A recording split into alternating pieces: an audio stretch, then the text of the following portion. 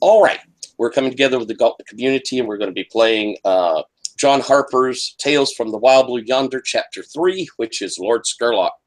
I love these John Harper games. The world is super cool. It's a very open, collaborative storytelling type of system. It has fairly simple rules, but then taking your character and using those rules to your advantage and how you're best going to play out what you're wanting to storytell. That's the real thing that makes it sing. Got 4 awesome people playing, and what we're going to do is I would like to real quick say that we will be using the X card in this game. We have the Gauntlet inclusion policy, but for the X card, if anything comes up that's just not fun, if it's kind of hurting the way the game plays or getting a little difficult, feel free to do this. Feel free to put something up in the chat or just say, hey, I'd like to X that. We'll immediately drop that back and just play it a different way. I will say that in Lord Scurlock, it seems unlikely this is going to happen because it's a fairly light, in a lot of ways, game. I don't foresee us going into extremely dark places, but it is worth noting that there are demons, there are street gangs, we have the potential for murder and mayhem. So if at any time something does get where it's unpleasant, just text me. We'll go back. There's no need for an explanation, and we'll hop right into the game from there. All right. Real quick, I'd like to just go over the rule system for this because I think getting a little knowledge of it quickly will then help us when we go into our character generation in the game.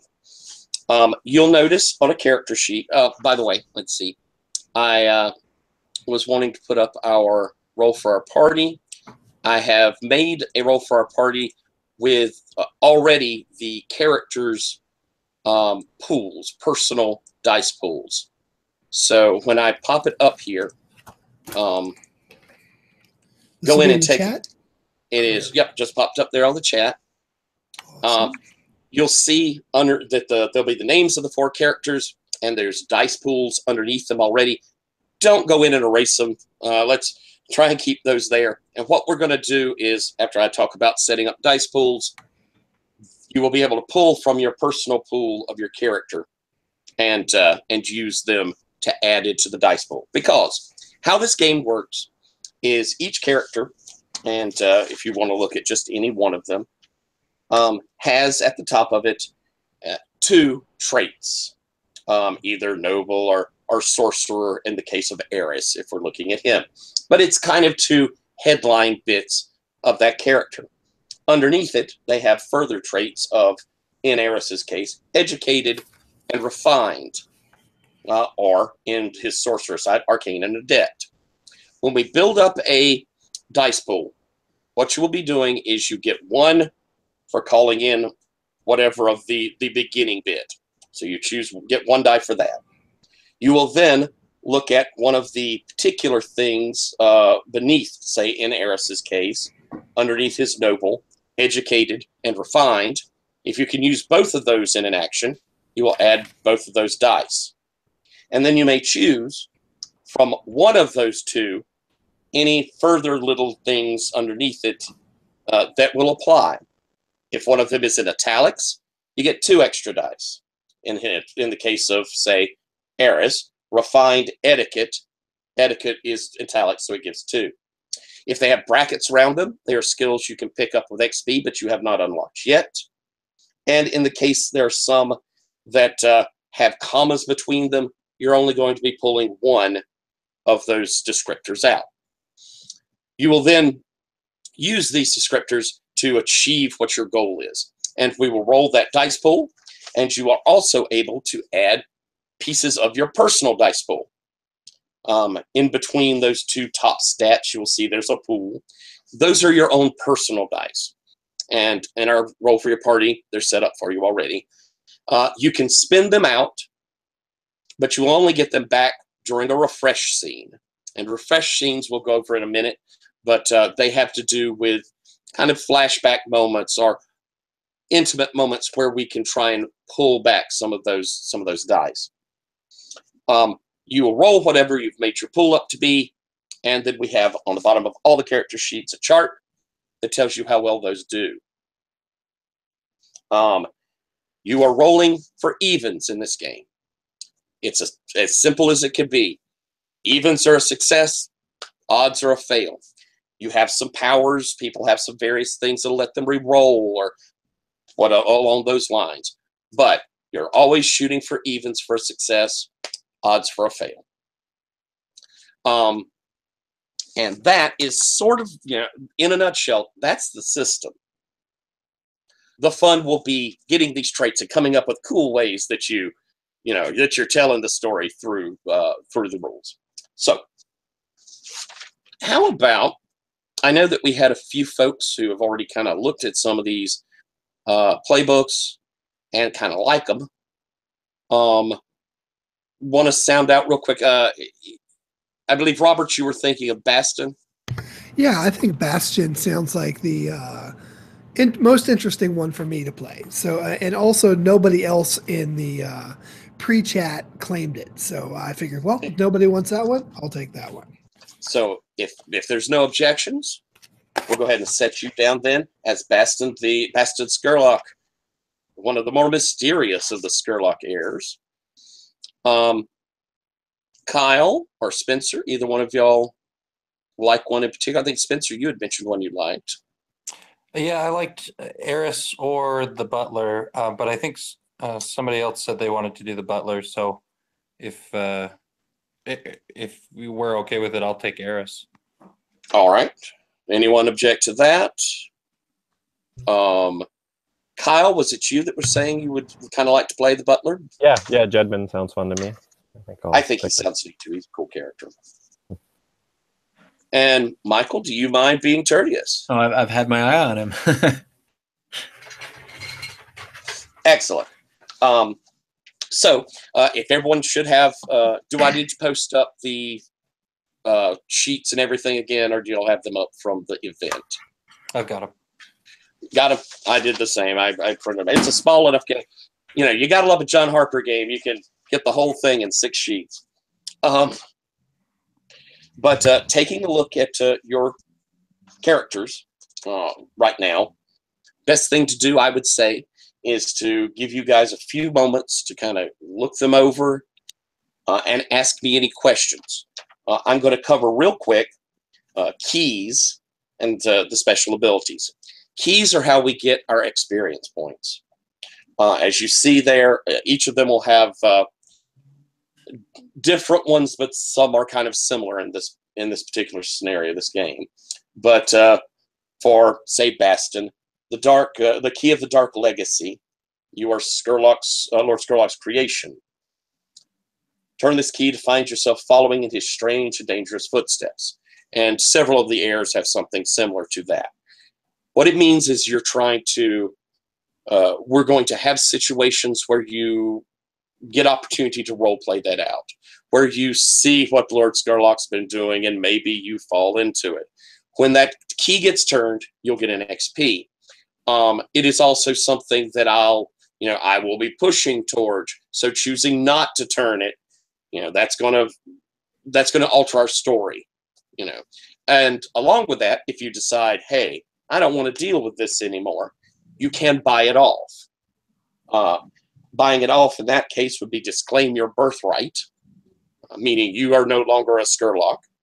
You get 2 XP for that, but it does take away that key. You would replace it with a new one.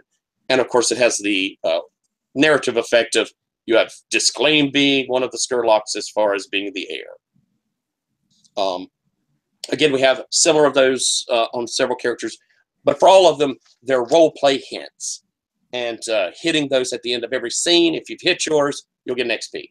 Anytime we get 5 XP, we get the chance to spend it. And that's kind of that's going to allow you to open up some of these locked traits. You all have a locked special ability. So we'll be doing that. We're doing the fast XP, so we'll do it after every scene.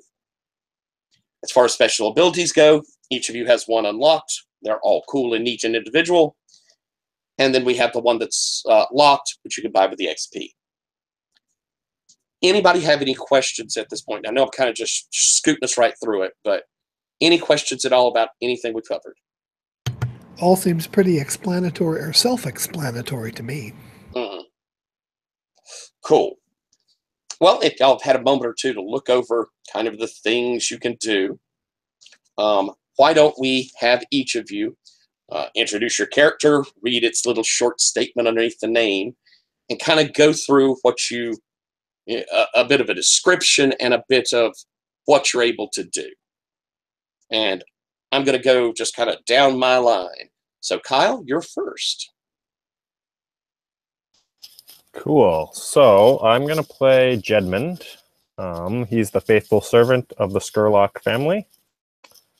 So I guess his like big header things are steadfast and servant. And then under special abilities, I've got mentor. So if I advise any of you on something, you guys take 1 dice forward, and I'll get an XP if you follow through on my advice. Excellent. And would you tell us real quick your keys? Oh, my keys. Cool. The Key of Servitude. So I'm sworn to serve the Scurlock family. Whenever I follow a command against my better judgment or put their needs above my own, it gets turned and it gets bought off if I openly defy a Scurlock command. I've got Key of the New Path. So Scurlock's children are likely to follow in his sinister footsteps. If I lead them away from the Dark Legacy, I turn the key. And if I allow one of you to be consumed by darkness, that's my buy off. And Key of Ruin is, I've seen terrible things in service of the Scurlocks. Turn the key when dark things overwhelm you, and you must turn away. And if I stop feeling, that's the buy off for that one. Excellent. All right. Cool. Thank you. Robert, would you tell us, introduce yourself? Okay, I will be playing Bastion Scurlock. Bastion Scurlock is a curiosity from the Wild Blue, claiming an unlikely birthright. Description is a metal body with whirling clockwork and pulsing electroplasm inside.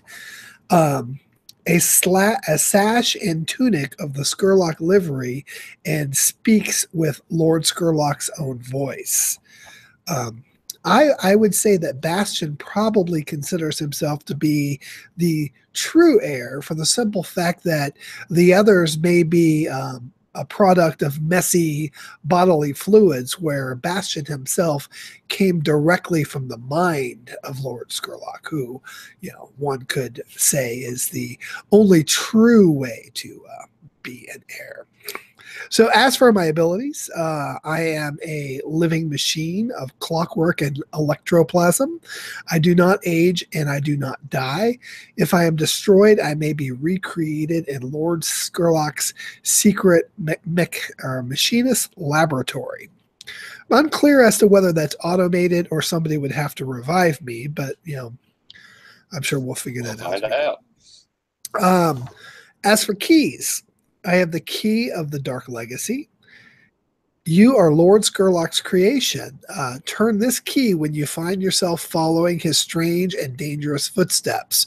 Buy off, disclaim your birthright. Key of the Machine. You do not fully comprehend human feelings and subtleties. Turn this key when your stiff machine nature interferes with ability to deal with and understand organic beings. Buy off, develop empathy. The Key of Duty. You must not allow those of Scurlock's blood to come to harm. Buy off, allow a Scurlock to come to harm. Excellent. And I am really looking forward to Bastion. I think he is just phenomenal. All right. Michael, would you like to introduce yourself? All right, so I'm Tertius Scurlock, a sky pirate, one of his 2 natural messy-born sons. I was either left or outcast from the home at a pretty young age, and grew up on my own, out and have traveled far and wide. My 2 sort of main areas of attributes are outcast and sky pirate. As an outcast, I've got abilities as a traveler and a survivor. As a sky pirate, I'm dashing and a scoundrel. My special abilities: I bear Scurlock blood, binding me to an ancient pact with the demon Satara. She may not harm you directly and must provide services commanded by the heir to the Scurlock line until the scope of the binding is fulfilled. My keys: I am Lord Scurlock's child. Turn the key when you find yourself following a strange and dangerous footsteps. The buy-off is to disclaim your birthright. I also have the key of the outcast. You left home young and grew up in the wild. Turn this key when your defensive and suspicious nature causes a problem for you. The buy-off is to accept fidelity with the parental figure, mentor, loved one, or organization. And last, we have the key of vice. You live to indulge your array of vices, especially smoking Black Lotus. Turn this key when you put this need before other concerns. The buy-off is to stop using. And as for, last, my equipment, my items, I've got a pirate's garb, a stash of Black Lotus and pipe, cutlass, pistols, and a dagger. Excellent. And finally, Spencer, would you like to introduce your character? Yes. All right. So I'll be playing Eris, or is it Aris? I don't know what the best way to say it is. However you'd like. Sure. But let us know now. Let's go with Aris. Aris. He's educated, aristocrat, kind of touches in some dark occult magic. Let's see.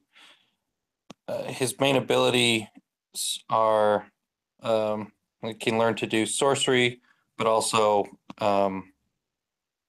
let's see here. I think a lot of people have that, the Scurlock bloodline. And so others have to follow my command as the heir of the Scurlock name. My keys are the Key of Dark Legacy. I'm Scurlock's child. Turn this when I find myself following in strange, dangerous footsteps. Key of Refinement. Every time I kind of prove my superiority to underlings, I turn that key. And then turn the Key of Arcane Knowledge when I learn something about the occult or magic or darkness. Let's see. Fine Noble also carries Fine Noble Guard and a sword and dagger. That's it. All right. And yeah, with your Scurlock bloodline, it allows you the control of the demon Satara, which okay. Yeah, that's to develop along there. And so we have our characters. I want to really quickly go over a couple of things here where we will kind of ask some questions so we better understand the relationships we have going on, especially with like our father. I do want to point out real quick, though, before we get on, there is a trait that it is possible to buy. It is not on your sheets, but it is called Lord or Lady. You are the head of a noble house, and all the rights and privileges are owed to you. You have a seat on the governor's council. You make arrests and prosecute laws. You get +1 dice when your status helps you. However, only one member of House Scurlock may hold that ability at a time. So the ability to do that would mean that the Scurlocks have come together and agreed on someone being that title. If that comes up, just wanted you to be aware of it. But I'd like for us to start by answering a few questions.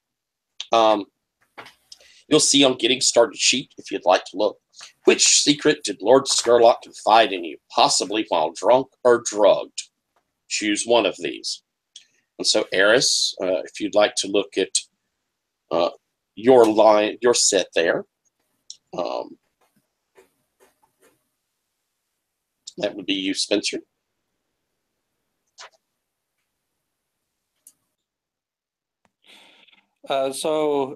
The one that kind of pops out at me, I think would be really interesting, is the confession about Jedmund's complicity in conspiracies and crimes. All right. So now, do I need to kind of define that now, or will that develop as the game goes? I think we can. What we'll do is a little bit of figuring out what that means now. Like Lord Scurlock, this would have been a moment. Was he Was he drugged or drunk? Or was it a moment where father and son were having a more pleasant situation? No, we didn't have many of those. I would say he was probably drunk. And I think he and I were at his house.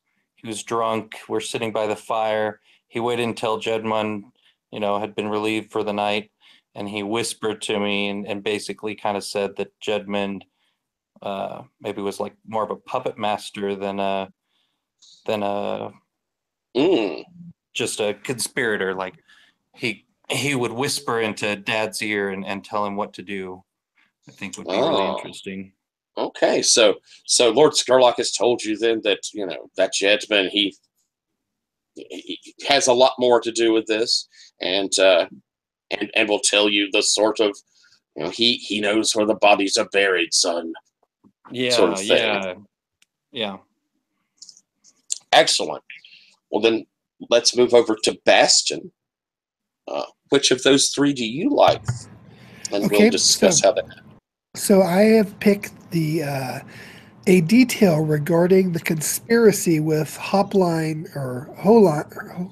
What is that? Hopline? Holpine? Holpine, I believe. Holpine, the city treasury. And again, we have the possibly while drunk or drugged. However, in this case, Lord Scurlock was having a rather unusual moment of clarity. What happened is, during my initial creation, he grafted part of his own personality and brainwave patterns onto me in order to jumpstart my system. And the knowledge was transferred to me in fragments, unbeknownst to himself. Nice. Okay, that's very cool.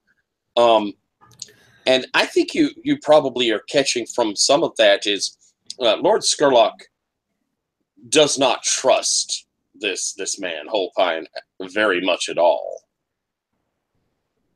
That he thinks while he does business with him and he's involved in this thing, he considers him to be kind of a dangerous person, a person that would take advantage of him given half a chance.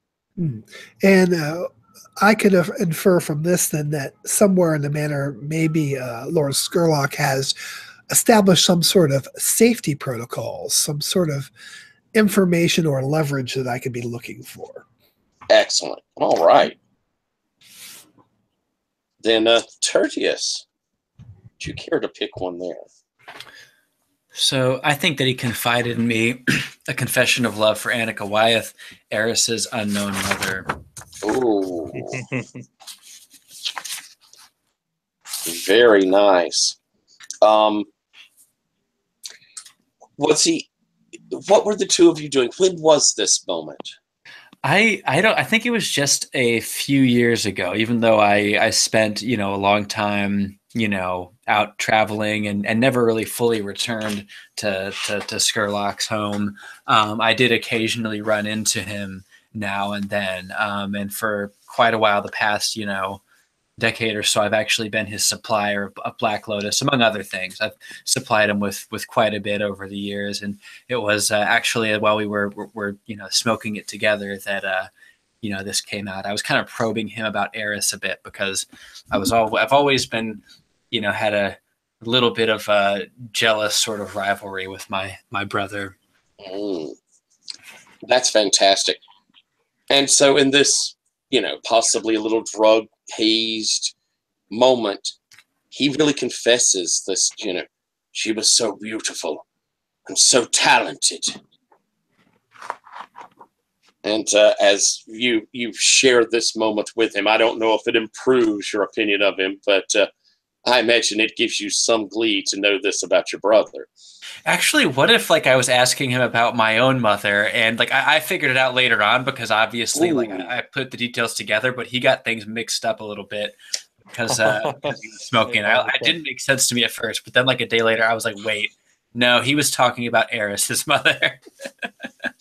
That's fantastic. I like that. He mentioned her hair color or something, and you're like, wait, right. My mom wasn't redhead. What? Right. do you think this means then that you are, truly the child of his real wife? Maybe I do. Maybe that's kind of led me to believe that. Who is his real wife? What wife? Is that like an established character? Lady Scurlock would have been. She's passed away probably when you were very young. I have a feeling that could make it, understandable for you growing up so rebellious. Mm-hmm. But I think she died perhaps even shortly after your birth. Okay. All right. And Jedmund, would you care to pick one? Yeah, I'm going to go with the secret access method to his occult lair in the canals. Oh, very nice. And if you look, there is a picture of Scurlock Manor, and it will show you beneath it. It's not very detailed, but there is that dock down below it. Right. What does he use it for? What did he tell you he used it for?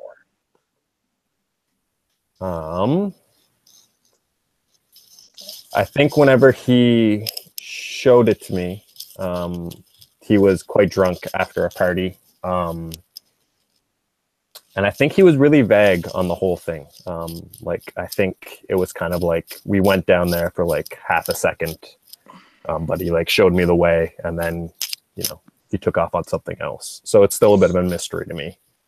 How about this? I'd like to add a little bit of something. When you were down there, you would have sworn you could hear coming down from the canals down towards, where the lake opens up further down this passageway.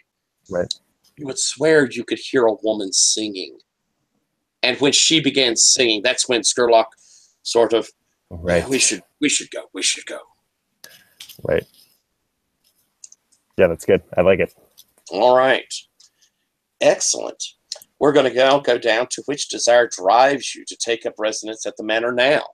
You can choose one or two. And again, part of what we're going in with is we all feel like we should be the Scurlock, or in the case of Jedmund, be there watching out for the Scurlock. So, there is that drive to lay your claim. So we're going to start again with Eris. So Spencer, which of these drives are pushing you? The magical secrets and the power over the family demon. Nice. Did Lord Scurlock, is it something the family lets you know about? Or did you have to discover about Zatara on your own? I mean, I think growing up at the manor, you know how you see things as a child and as a teenager and you don't understand them. And then once I went away and I got an education, kind of the puzzle pieces fit together. And I was like, oh, we've got a demon pact. And then the lust for that power came then. Mm. And you're a pretty good, sorcerer. You're a very capable magic user yourself. So after studying this, you're saying you're really interested in maybe trying to go down there and lay claim to that, like you probably deserve. Yeah, if I'm this good already, why not go the whole way? Excellent. And I think in your studies, and I'll give this just as something you've heard, she is called the Lady of the Water.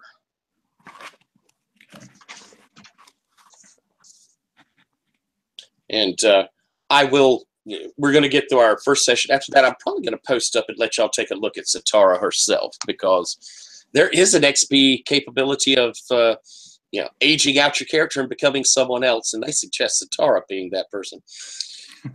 But with Eris, if that is your pick and you don't wish another, we will go down Baston. Okay, so I chose a desire for occult secrets, clues, ancient treasures scattered across the wild blue.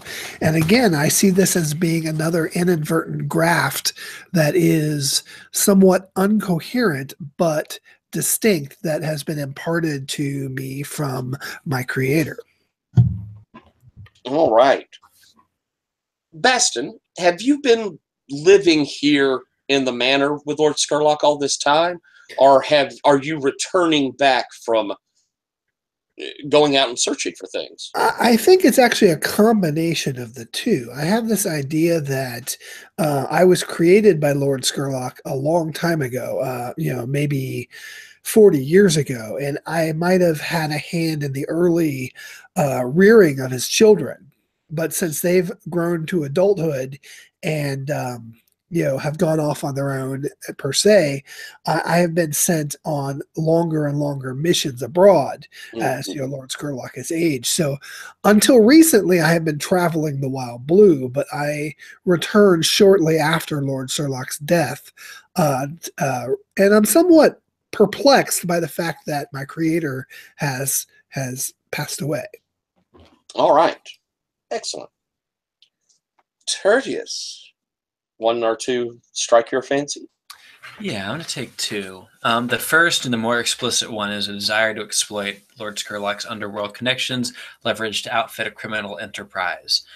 Second, and kind of one that he won't admit, probably even to himself, is a desire for status and recognition as the rightful heir of the Scurlock name. Publicly, he's kind of disdainful and says he doesn't care, he doesn't give a damn about it, but like kind of in his heart, even if he won't even admit it to himself all the way, he does want that recognition.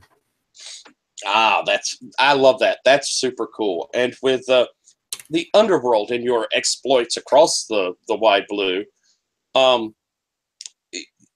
have you kept any sort of connections here around the family, or have you simply been, and to give a quick thought, when they talk about the Wild Blue yonder, we have a planet we're on, and there are other planets out there. It's kind of done very steampunky ships that fly around this planetary system called the Wild Blue. So, Tertius, I'm guessing you've been all over and seen everything there is to see. But do you keep a little something here at home? I think that I don't keep. I don't know if that's the right term for it. What I kind of see is that in the past 10 years, like I said, I've been hanging out with Lord Scurlock a bit more. I think part of that was starting to get entangled and involved in some of those underworld connections as well. I think maybe at some point I, either killed or threatened off somebody who had been supplying him or that he'd been involved with previously, partly as a way of taking over that person's business, but partly as a way of getting closer to my dad. Cool. Well, then I'm going to say that you know of a man called Narcus Kirp. And you'll see him. He's on the front sheet of Lord Scurlock. He's the guy that you've been passing off your trade, the Black Lotus to. He's the one who, when you're not there, is Lord Scurlock's supplier. And he distributes your things when you bring it in. And possibly helps you when you're in need of some yourself. Right. Cool. So we have that little bit of connection here to the underworld already, but we have several big gangs in this city, and this is the capital city of our planet and kind of the big focal point of the empire at large, which is centered off of this planet. And so, this is a big, dangerous city. And now we'll walk over and finish with, I believe, Jetman. Would you like one or two of these? Yeah, I'll take two. So I think that Jedman is really driven to find the best heir for the Scurlock family and to have it shed its tainted image. But I think underneath all that, he feels entitled to get a bit of wealth extracted from all the stuff that Scurlock was involved in, and finally retire. I think he feels like that's kind of a due to him. Okay. I think on that first one there, I believe that after all of these years of service and being around Lord Scurlock, you've seen and had to do some unpleasant things we've already sort of established. Right. You're aware that Lord Scurlock has young ladies, often young ladies of ill repute, but almost always poor and ladies of no connections, who will come and visit him. And he, you feel certain, takes them down to that canal area. You never see them leave. Okay. And so you've, over these years, you can feel the sort of dark influence that is around Lord Scurlock. And having raised these boys, at least in their early years, and having watched kind of the family, when the mother died, this family did begin to descend. Lord Scurlock has become more and more doped up, honestly. But you could just feel this dark presence all around the house. Right. And I think you're well-deserved some wealth.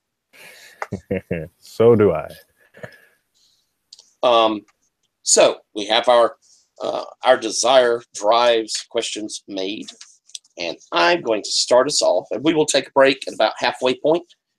But I'd like for us to kind of start off and get into things a bit. So you have all, you're all there as there's a bit of spattery rain in the family plot to the back of the estate.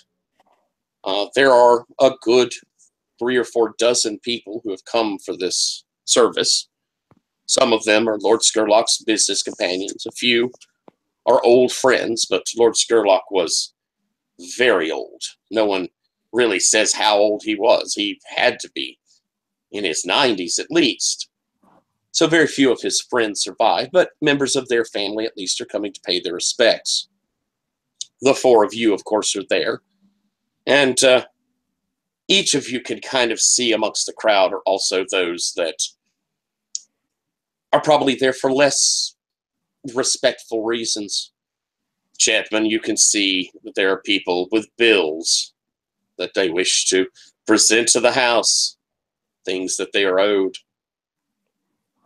Tertius, you can see that Narcus Kerp is there as well, perhaps to show his respects, but more than likely to also get something he's owed. There are a few gentlemen who look a little rough, a little thuggish, wouldn't think they'd be Lord Scurlock's normal friends, but they have certainly showed up. And you also see the rather esteemed and well-known artist, Patrice Savoy, who is there, and she is crying quite a bit. Along with that, Viceroy Skeen has come, very respectful for him to have arrived, as is Magistrate Holpine, who is known to have done business with Lord Scurlock and is considered one of his older friends.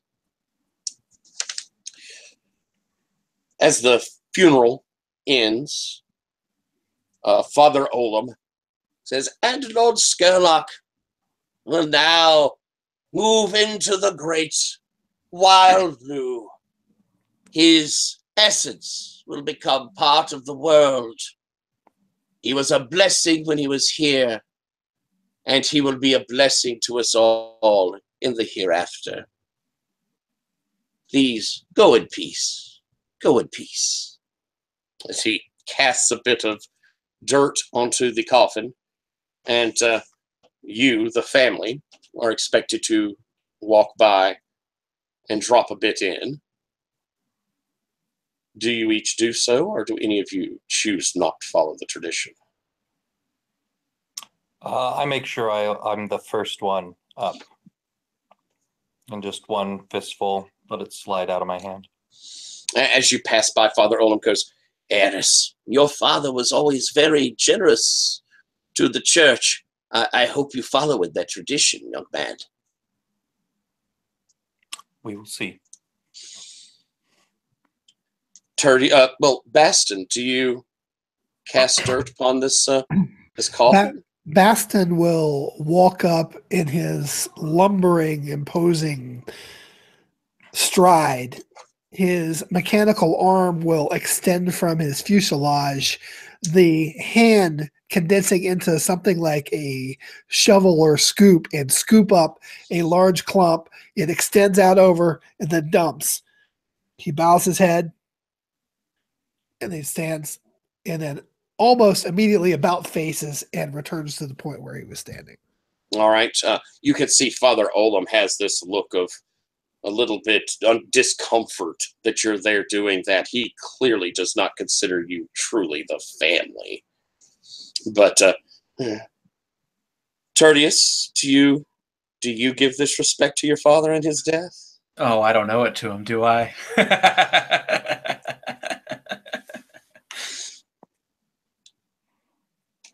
All right, so he certainly won't do it for me. all right. So you stand there without coming up, and Jedmund, your longtime employer, can't really call him your friend. Do you come up and cast in? Yeah. He'll walk up to the edge, and he'll take off the glove that he was wearing and pick up some dirt and, very solemnly put it on and quietly walk back. As you walk back, Father Olam comes up and he says, "Oh, Jedmund, you serve the family so very well.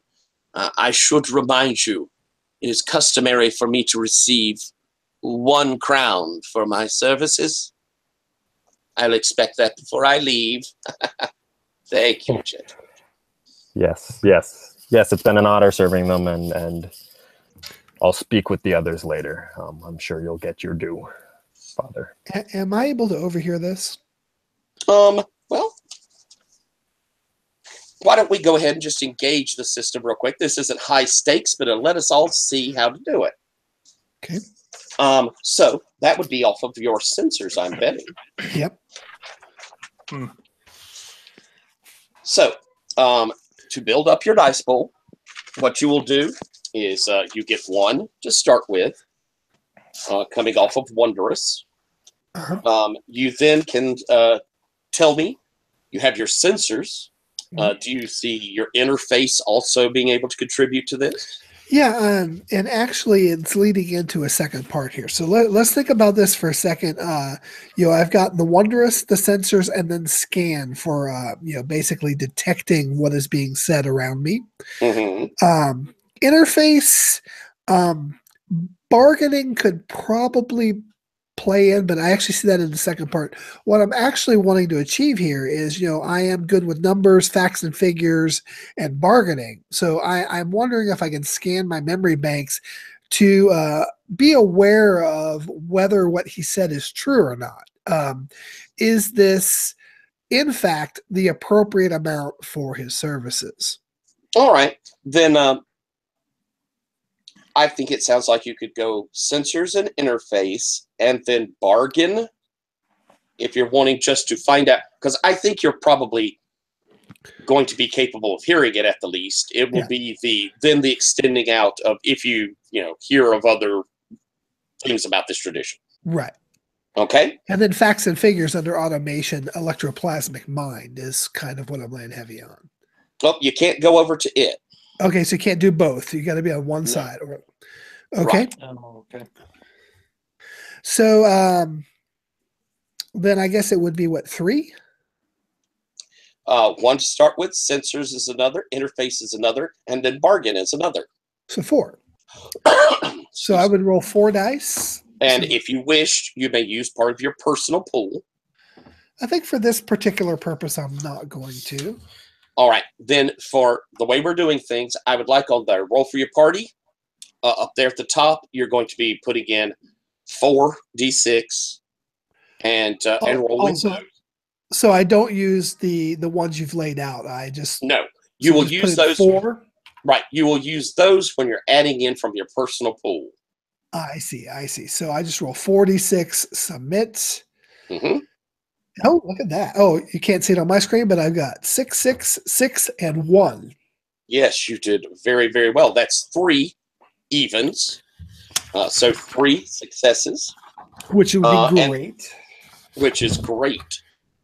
You, as you're sitting there thinking about this and overhearing this, him talking to Jetman, You're aware that, yes, it's customary to give a gift to the father who performs the service. It has become kind of traditional. You just give a coin. But at the same time, you can instead give them a fine meal, give them a meal. It was just the custom is they receive something.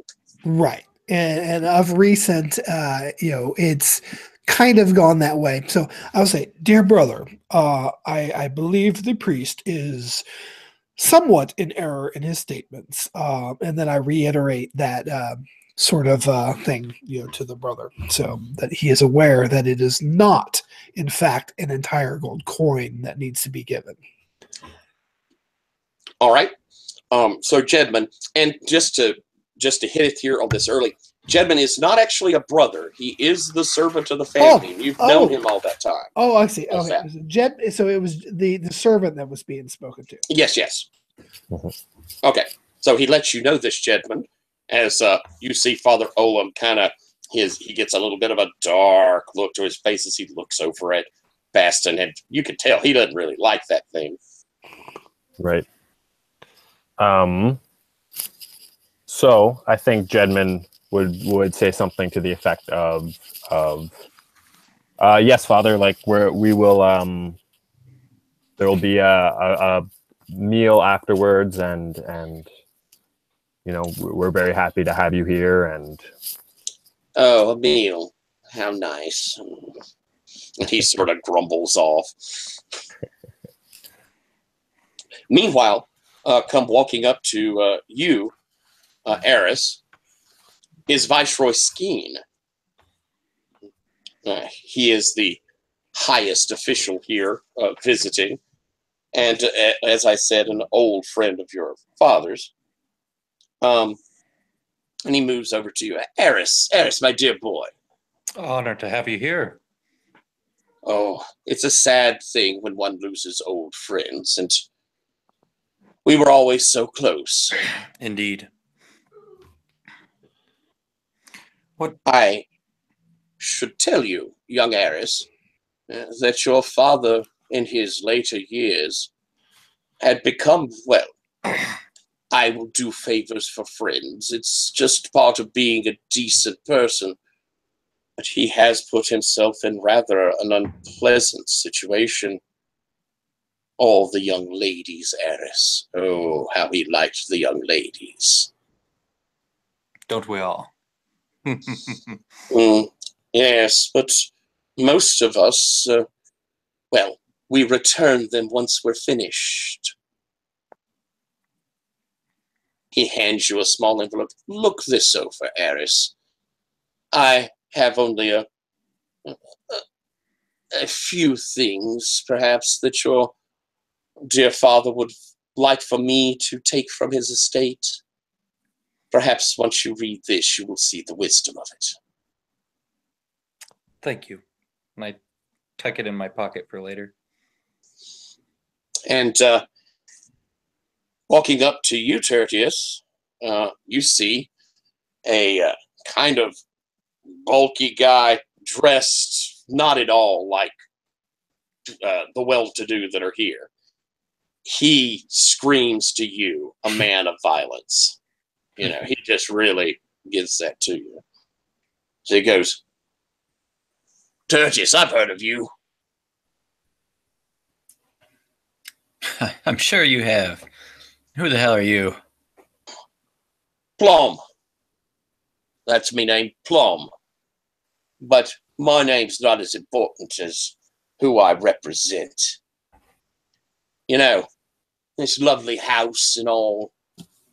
It's in a neighborhood that my boss keeps an eye on. We provide a service for the community. Keep everything safe like. Your dad, he was good about it. He understood how the bread was buttered. We expect that you will also provide for the community a little donation, if you will, for our community watch. Look, Mr. Plum, should I come into possession of this manor, I would be happy to negotiate with you. At the current time, though, it belongs to nobody but a dead man, and I wouldn't go handing anything off on his behalf. Although it's good to know that he was good and up to date on his payments, as you suggest. I'll tell you, Kucher's keeping a, and that's just in case you want Kucher, the name he puts out there, Kudger. Kudger's keeping a running tab. It's going to build up. We'll be back for our money. I nod at him. He will stomp off. I think in the back of my head, I'm thinking that I'm the precise wrong person to bring this to.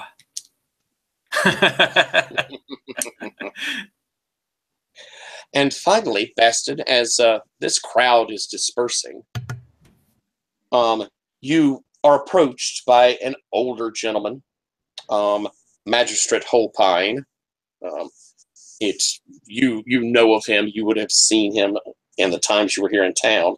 He is a city judge and an old friend of Lord Scurlock's. As he comes up and he says, Baston, how wonderful that you made it back in time for poor Lord Scurlock's funeral. With a whirring of gears and a slight motion of my head, I turn sharply to him. Lord, what was his name again? Holpine. Holpine. Lord Holpine, you do not seem to be leaking as much as your fellow biologicals. When you get to my age, you really can't afford anything. A teardrop is like gold to me at this age. Well, gold.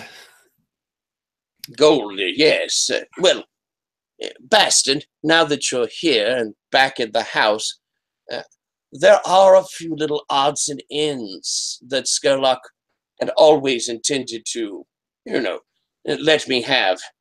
He was never very good with the cards, and I'm afraid there are a couple of deeds that I have yet to collect, purely out of a kindness.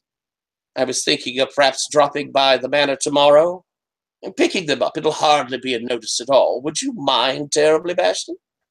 I will see to it that you are provided such an opportunity in the near future. I cannot guarantee tomorrow. Human custom seems to dictate that certain periods of mourning must be observed. I must first see to my family that they are attended, and then we must see to the paperwork that is accustomed with such proceedings, so that the distribution of all material goods should be dealt with in timely manner. You, sir, are high on our priorities.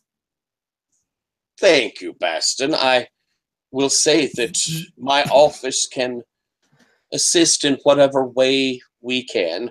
The magistrate has always prided itself on taking care of our constituents. I will send word soon. My father thought highly of you, sir. And as I'm talking, my entire body my head is still facing him, but my entire body has rotated around and begins walking away. Yes. As he watches you go, he huffs a little as he turns back, and the funeral crowd disperse. There is a small refreshment set up, and people will come through. Chetmond, you have probably only been able to hire on a few people to serve. The house has woefully come down to just you in service at this point. Yeah. So as people are circulating and enjoying it, the priest sits there, and you see he's trying to have as much of everything as he can to make up for his losses. But you see the three Scurlocks there amongst the crowd, kind of, depending on how each of them are choosing to intersperse with it. But you are well aware of the state of the manor, and it is not good. So, what I'd like for you to do, Jedman, if you'd be so kind, or Kyle as Jedman, the first page of our game, would you be so kind as to read down what's on that page for me? And this will set up our game, and off we'll go. All right, page 1. Page 1. All right. Lord Scurlock is dead. His estranged children have returned home to Ilium for the funeral and disbursement of the estate. However, there is little left. The manor servant, me, Jedmund, has collected the last 82 crowns in a small coffer, and with it only a shabby coach and 2 withered horses, the family crest and swords, a portrait of a strange woman, and Lord Scurlock's prized hunting rifle, hidden away from prying eyes. The other attendees at the funeral are Lord Scurlock's creditors. They hover about the manor like vultures, eager to recoup some measure of their losses. We have Viceroy Skyn. He's come to collect a bribe for withholding certain unpleasant facts from public knowledge. He expects the children to continue the payments. He is owed 14 crowns and 5 per month ongoing. Narcus Kerp is owed for the delivery of medicines that helped ease the tortured mind of Lord Scurlock in his final years. He is owed 6 crowns. Constable Toom is soliciting the tax payment on the manor, 87 crowns. Ouch. Mr. Bailey of the Fox and Anchor kindly asks for the stable fee for the coach and horses, 11 crowns for the past 6 months. Master Plome demands the regular protection payments to the local goblin crime boss, Cudger, 1 crown per week, and there's 16 already. Magistrate Holpine, a city judge, discreetly informs you that Lord Scurlock owes him certain trivial deeds and paperwork as a result of a gentleman's wager on a game of cards. It'll take but a moment to retrieve them from the study. Milvoy Ollum, the priest, is due 1 gold crown for his service. Petrus Savoy, the esteemed artist, is completing a portrait of Lord Scurlock and lacks only the final 2 payments of 2 crowns to deliver it. In addition, Lord Scurlock's half-brother Alward is snooping about the house, looking to claim anything that looks valuable. My brother would have wanted me to have this, he mumbles. Who will pay? Who decides? What entanglements remain from Lord Scurlock's nefarious life, and who will turn them to their advantage? Thank you very much. And so we start with you guys. I'm going to kind of figure us as the funeral has started to leave. We have managed to take care of Father Olam and his payment. But you're all, going to be brought together, told. Some of you have gotten private information of some of these debts. Jedman is certainly aware of all of the more public debts. As after the funeral's over, the 4 of you have returned into the manor. You're aware that somewhere Alward is crawling around the house.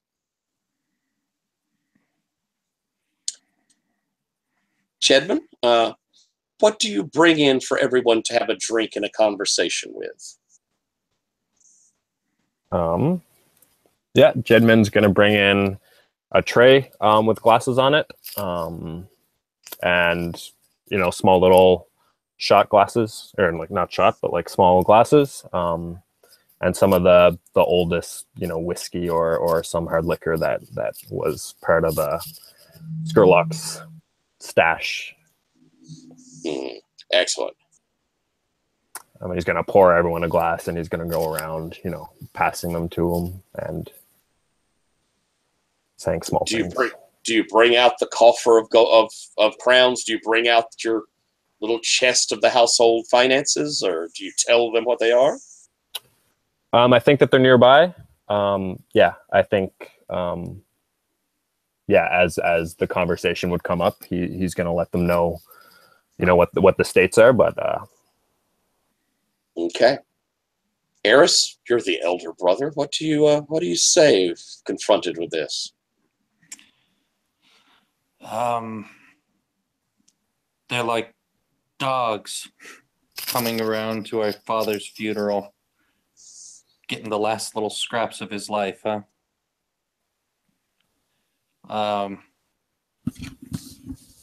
I have a letter here, and I guess I'll reveal the contents of the letter to everybody.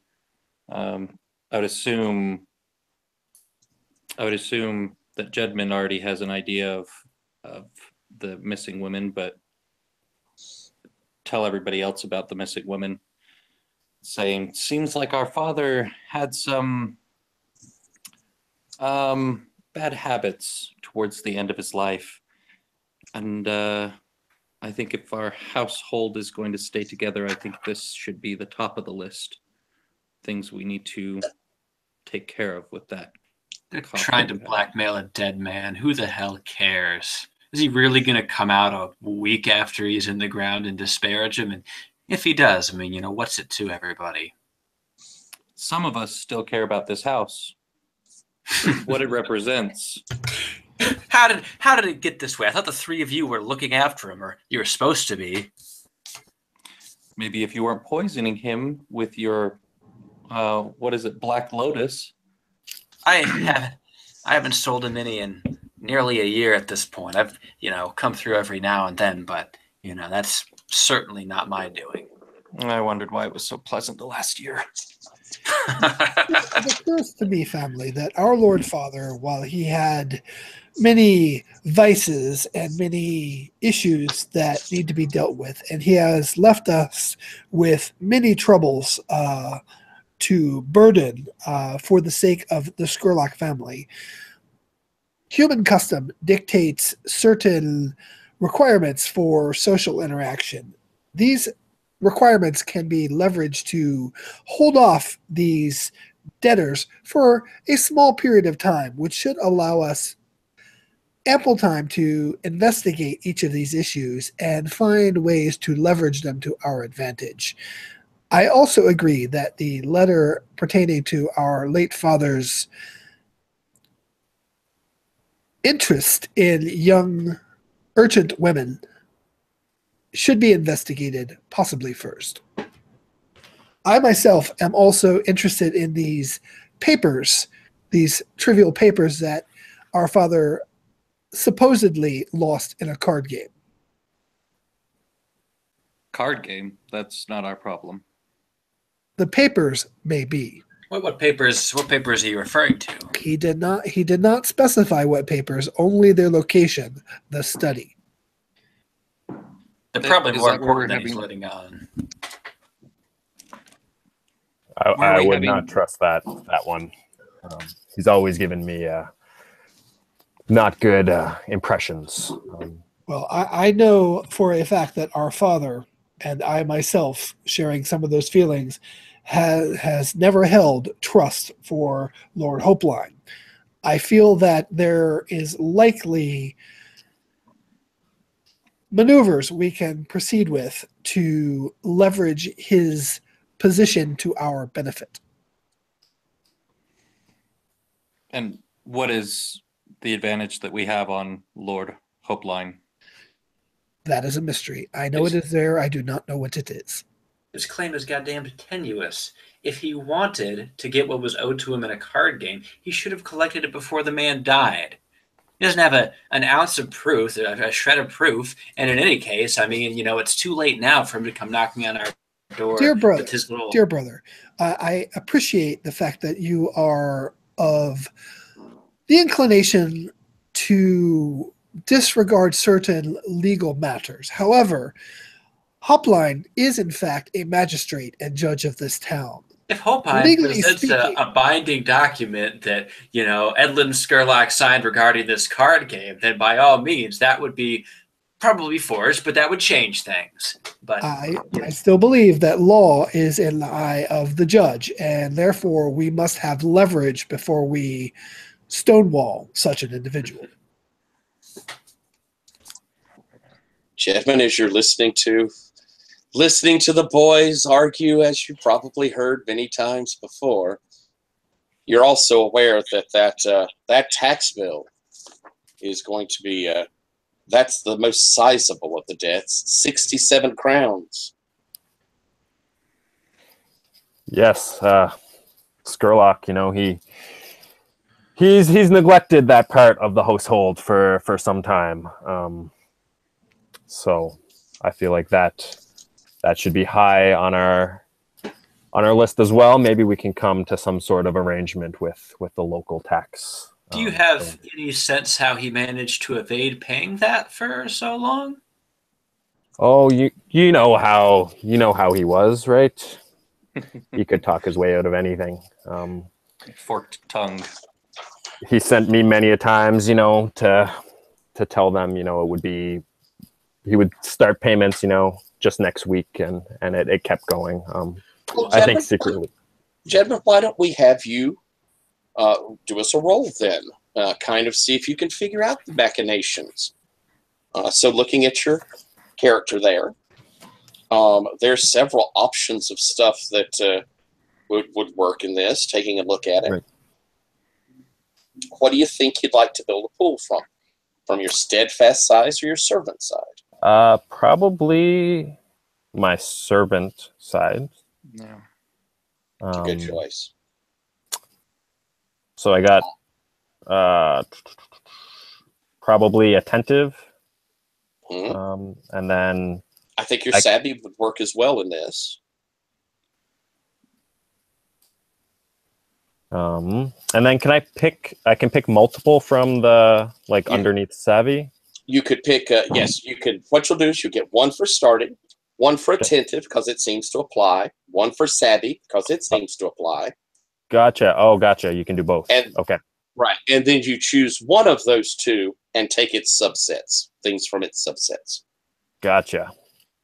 Well, so if he was sending you to do the payments and the stalling and such, wouldn't connections and maybe assess? Yeah. Okay. Yeah, definitely. Okay, so assess, which is in italics, so that's 2. Connections, which is also in italics, that's 2. Perfect. I think you could probably even use that secrets if you want to choose. Probably how he was managing it wasn't, this was one of his tight-held things. Right. So that takes you up to 8, and you may add any of your personal pool if you wanted to. No, 8 sounds like a good number, I think. Alrighty. Are you wanting to roll physical, or are you going to use the roll for your party? Okay, so I roll 8d6 and then submit. Is that right? Correct. Hang on just 1 second, and I'm going to erase these from before. Okay. So, yep, roll, put in 8 and submit. Perfect. Ooh, well, I see you split them down the middle, didn't you? All right, so that's 4, which is a superb success. All right. So you're aware that what he's been consistently doing is for the past 3 or 4 years demanding that the estate be reassessed. Each time the tax is brought, he will complain that, well, you weren't taking into account that I did this particular thing to the estate. So it's all been sort of rolling up on it. But so far, it's just been machinations of keeping the red tape flowing. Gotcha.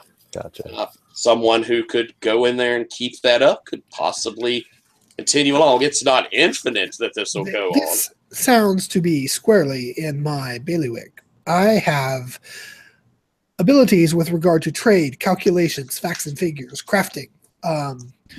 Do we have the assessment with the royal seal and all of the pertinent information for itemized listings? Yeah. Could I would imagine Jedman. Yeah, you would have where they've been sending these, and consistently he'll just complain about the last one and ask for a new one. So I will evaluate all of the assessments and create an errors document to be resubmitted for reevaluation. All right, so you're going to begin working on that. And I think we're going to we're going to close our funeral scene as we've come together. We've talked about some of these difficulties ahead of us. We've got a plan on a couple of things we think are most important. So since we finished the end of the scene, we get to check our keys. So I'm going to go down from left to right, and looking at your keys, tell me if you think you turned one. Kyle, how do you think it went with Jedmund?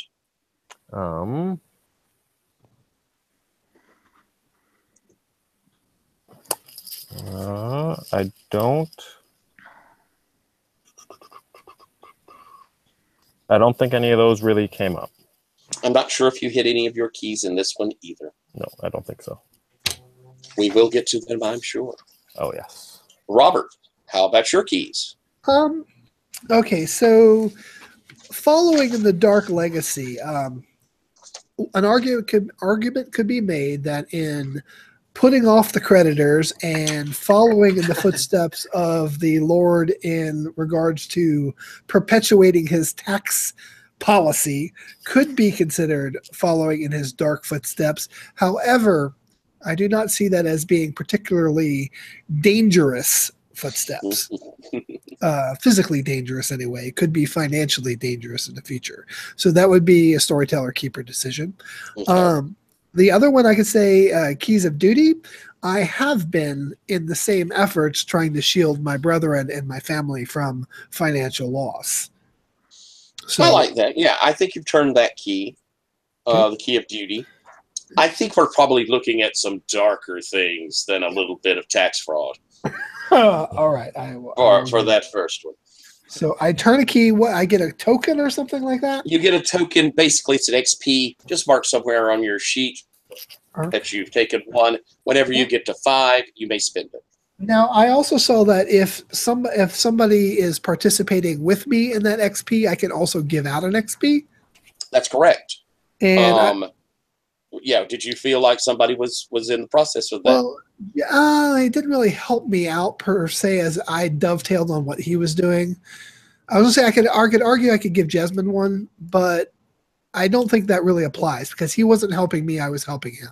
I mean, it says it to another player, at least on mine, give it if their character was involved, which I would say is not like a heavy press. Like, I think that you might have satified it. Okay. Yeah. I think it's where you're working together in a scene, where you're coming together and making the scene better. I think we did. I mean, All right, if Jasmine agrees. Awesome. Yeah, awesome. Yeah. Right? Handing you a key. Michael, how about Tertius? I don't think any of these are really like screaming out to me. The only one that like I don't think that I've really pushed it yet, but the defensive and suspicious nature, I don't think it's really gotten far enough to really turn that key quite yet. Okay. All right then. And Spencer, how about Eris? The only one that I think I might have hit on is the Key of Refinement. Just the disparaging marks towards Tertius, kind of lording over him. Yeah. I think we're definitely seeing Eris coming out as the senior statesman of the family, the more dignified. The way you're talking there, as y'all came together, I think you did that. I think you were really playing that off well. And since it was you and Tertius kind of playing it off together. You can give one to him if you'd like. Yeah, let's give one to him. Yeah, I think sure. Yeah, we went back and forth there for a bit. All right, cool. And that kind of is a big point of what we want to do. We want to see these things and help each other out going along with them. It's that collaborative bit. We're trying to push these stories along together. I think we're going to take our. Oh, yes, sir. Should we be tracking XP somewhere, or just like keep a note of it, or what do you think? I would just keep a tick mark because, again, as soon as you hit 5, spend it and it's gone. Right. And it's done in the moment. And so just keeping track of it's supposed to be a token, like I'd hand you a coin or something. Before we go on break, I do have one question. Yes, sir. With regards to the keys, if you buy off a key, it says you replace it with another key. How are those other keys created? Once we get through the first session and we've kind of played feel a little bit, I didn't figure we'd get to them yet. I have a big list of brand new keys. I was just curious. Shitloads of traits. I have an ass load of all of these things to buy. So I'll put them up in the dock once we get to a point where we can start picking them up. Cool. Okay. All right then. Well, we're going to take. Let's do 8 minutes since that'll get us back at 9:30. All right. See you at 9:30. See you shortly.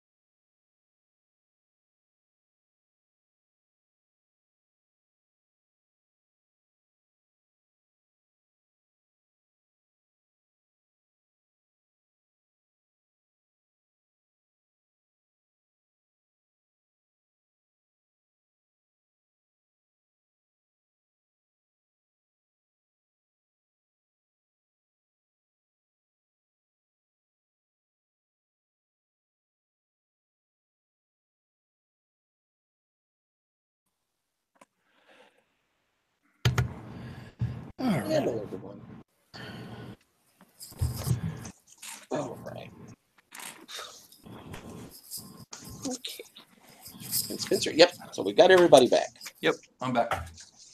Tell you what, out of character, I was really hoping in the funeral, Turnus was going to go up and urinate into the grave.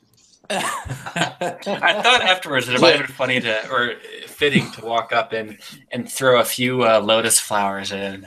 Yeah, there you go. I think maybe after everybody leaves, that's what I do.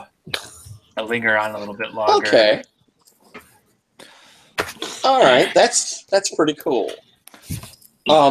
So we've had our first little you guys getting together and talking, and again, I want us to just give a little quick thing about how I think is a good way to play the game. You guys coming up with bunches of stuff, I'm going to kind of guide us through it, but you feel free. If you think something's cool, you throw it out there, and we'll work it into how everything goes. It's very collaborative, work between each other, grab hold of each other's little keys, and we have 4 sessions, so we have a lot of time to kind of explore it. All right, but we've had our little meeting here, and it's been a long day. My guess is Bastion, you're thinking of going and looking for those papers. Yes. Also, I'm curious, is there a will or any sort of last testament of Lord Scurlock? Shouldn't there be a reading of the will or something to that effect? Jedman has already, as executor, and has already seen the will, and it is the things that he mentioned when we read through there. That is all Lord Scurlock has left to bequeath, except for his title, and as the will stipulates, the family will put someone else up as the Lord once the claimants have been adjudicated. There's a lot of ways that could happen. And the estate and lands, etc., would go with the title. Okay, makes sense. And there's a lot of ways that can happen. You're aware that if you cannot come to an agreement, you would have to go before a judge, in particular, Magistrate Holbein. And he would make a decision. However, if you can make a decision amongst yourselves, then that can happen as well. By being executor of the will, Jedman does have a voice in who is chosen. So it would have to be an agreement between all the claimants and Jedman. Or you could go up in front of a judge. Okay. Now, the rest of the house, it's an enormous manor. You've all been there, lived there, but it's full of rooms with the various things that Lord Scurlock has collected. And he was known, Bastion, as you talk about, you were sent off, he's known for collecting a lot of odd and unusual things. These just aren't on the register of what is being given. It's not in his will.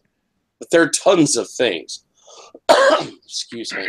And as I mentioned, your dear uncle is also wandering about the manor at the moment, picking up various things he thinks should be his own. Since there isn't a staff and Jedman's there with you, he's been kind of just roaming around the halls on his own. He is the son of your grandmother, but not your grandfather. He is not in the Scurlock line.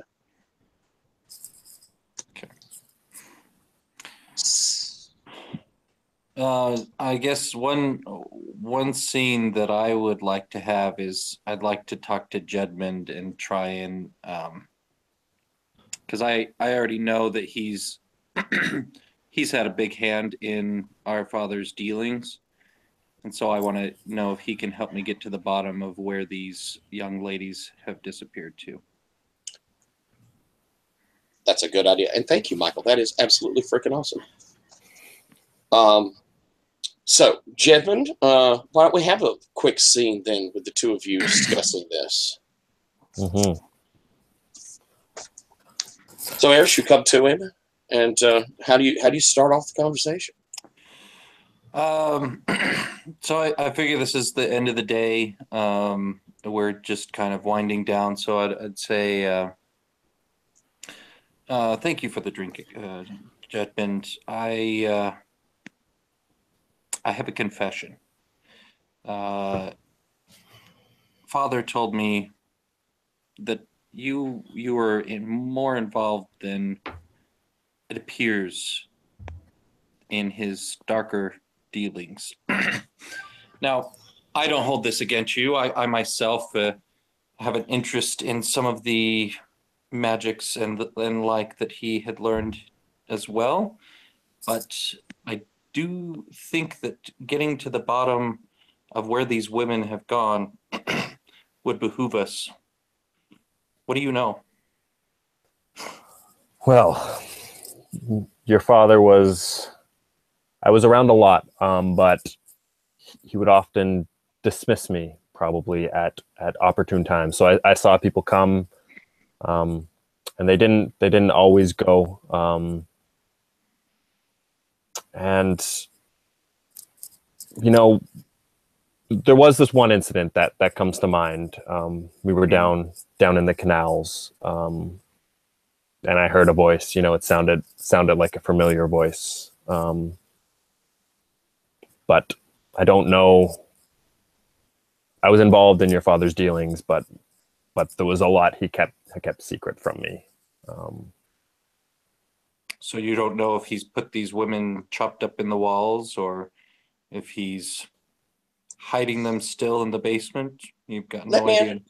Let me interject to ask that question inside of your head as well. Sure. Jedman, have you seen these bodies go out? Come up, in the course of this, were you party to seeing dead women leave? There were dead women who left. Yes. Well, there was women who came in and never left. Assumably dead. Okay. So, not answering him here, just to find out from you. Create the story as you will. Do you think you knew that those women were murdered? Do you think you saw? Because there were bodies that had to leave somehow. Yes. Do you think you took part in that? Yeah. I think actually, now that I'm thinking of it, I think Jedman has had to do a lot of things. But I don't think that he's at a point where he would openly admit that, or Gotcha. He's still being hush-hush about it. Then I'll tell you, you saw these women as they were taken out. Their faces were like they were in ecstasy. They were so happy. Their smile, their eyes. I mean, if they weren't, dead, they would really be the happiest people you'd ever see. But they've come back from that canal, and all of them with this look of just ecstasy on their face. Right. Okay, but you don't say that. Sorry. Just to clarify down a little of our story then. Yeah, Okay, so go ahead. Aaron, I guess I've suspected the worst, but I have no concrete. I don't know what happened to those women. I know I saw them, and I was dismissed, and I should have seen them again, but I didn't. Okay. Now, I guess right now I have kind of a mechanical question, because I know there's mechanics to, I'd like to try and influence him to give me more, or even perhaps use my willpower sorcery to compel him to tell me. Yes. So you're saying you think he's not telling you all the truth.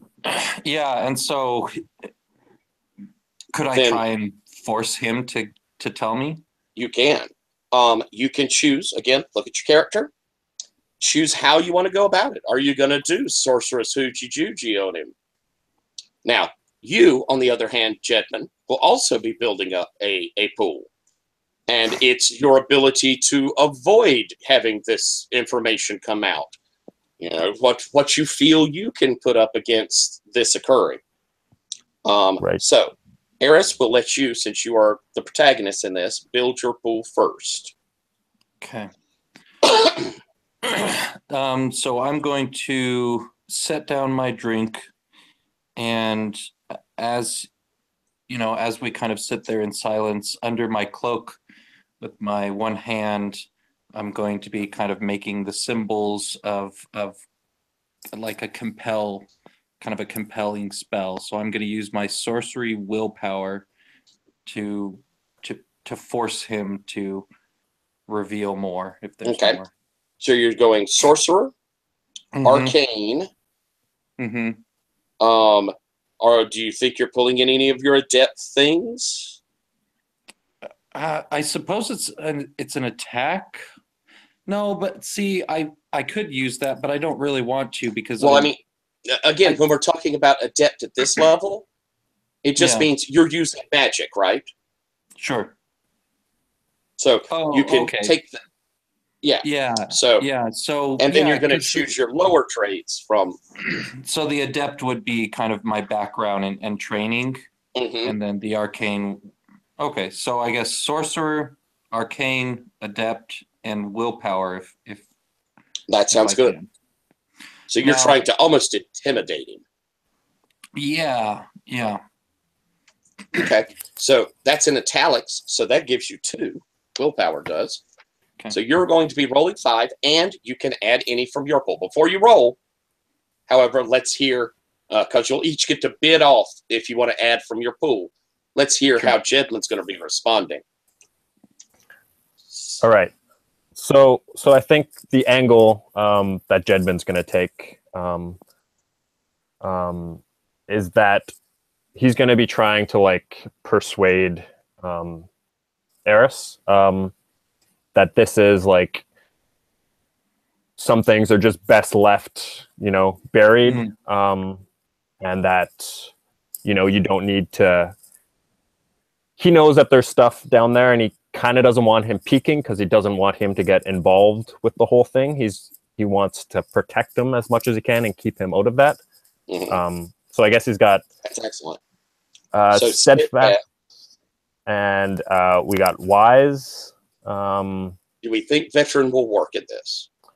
Yeah, I was trying to think of a way. I mean, he's like been around a lot. I don't know if veteran is like war veteran, but it is. Yeah, because if it was a magical war, then sure, I'm sure he's encountered something like that. That's true. But yeah, if you look there at his veteran status, he has, soldier, firearm, swordplay. So, but yes, it makes perfect sense that if, encountering magical people, being able to resist that is something a veteran of magical war would know. Perfect. Okay. Then you're going to pull from your wise for your other traits? Yeah, so like persuade and advice. Persuade will give you 2. Advice will give you another 1. Like maybe he swings it in like a compromise sort of thing, as in like you're going to give him a little more information, but not all of it. Yeah, and like maybe like something along the lines of, all of this is going to, there's a lot of time. Maybe we shouldn't deal with this right now. Like maybe we should leave this sleeping for now, and we can revisit. All right. So we're looking at a pool for you of 6. And how many did you have, Spencer? 5. 5. Would you care to use any of your personal pool in this? I'll put one of my pool in. Yeah. Okay, that puts you up to even. Would you care to put any of your pool in as well, Judgment?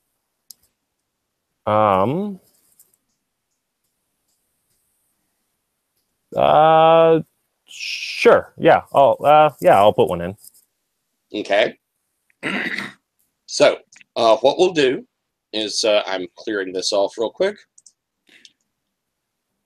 Okay, so now this is when I have to confess. I haven't been able to find the part of the chat where you guys were rolling earlier. I don't know if it's because I'm on a phone instead of a computer. It's a separate web page. Yeah, it's going to be a phone issue. Okay. I bet, and I just cleared our room very stupidly as well. Yeah, I think I can display it on my screen. I had it working, but it's kind of scaled weird. Let me see if I can get that working for you. And I just really horribly, and you could use physical dice. There's no problem with that. But I Okay. did just completely Yeah. screw our. If somebody will roll this one for me, and then I'll run and grab some dice. Alrighty.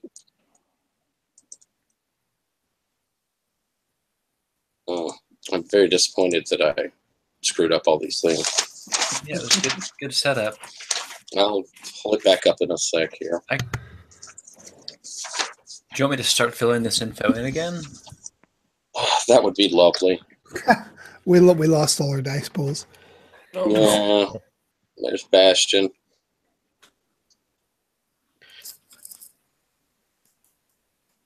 I can lay them out again real quick, but oh, you got it good. Thank you, Michael, so much. All right. So you're each going to end up be rolling those pools you have. For using it on this, we'll wait just a second. We'll do it one at a time and then compare it. When they're compared, we see how the result ends up on the chart. I think this is really nice in that we're getting to see a PvP early. And yeah, this is a pretty big secret. This is something significant we could have pop out here. Yeah, I feel like it's good for me to go for this early because that's my whole shindig is I want to get to the demon. And I think it's really cool that we're also seeing that, you know, Jedman's kind of got a tough mind. This is a hard thing to get out of him. But we have Eris who has these amazing powers. It's neat to see how the various ways to come at it are hitting each other. That's really cool. All right. So we want to just clear down real quick so we can roll these and then try and fix my horrible mistake. So if Michael, when you move those red dice, I'm going to have everybody roll their rolls real quick.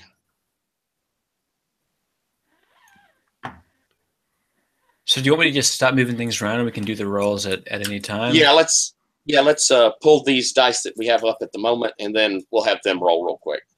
All right. I really appreciate you doing this, Michael. Thank you so much. Yeah. I can arrange mine if you want to go ahead and just set up the next one. Okay.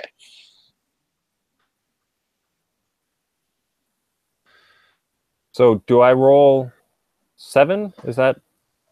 You're rolling 7 now because you added in 1 from your pool. Okay, perfect. So if you want to... Okay, I'll do that. They're going to be orange. Okay. I think I did that. You did. There we go. It's up there. So your orange ones. Oh, Not well, bad. I see 2 evens. Yep. Okay. All right. So I've got some physical dice here, so I You got go ahead 5, and roll yours. and then I'll roll one more. So I've got 1 even, 2 evens. 2 evens. Yep. Y'all come out dead set, I believe. So, Jedman, you were kind of wanting to give a little bit more. He's not pressured this big secret out of you, though. What little bit of information did you compromise with?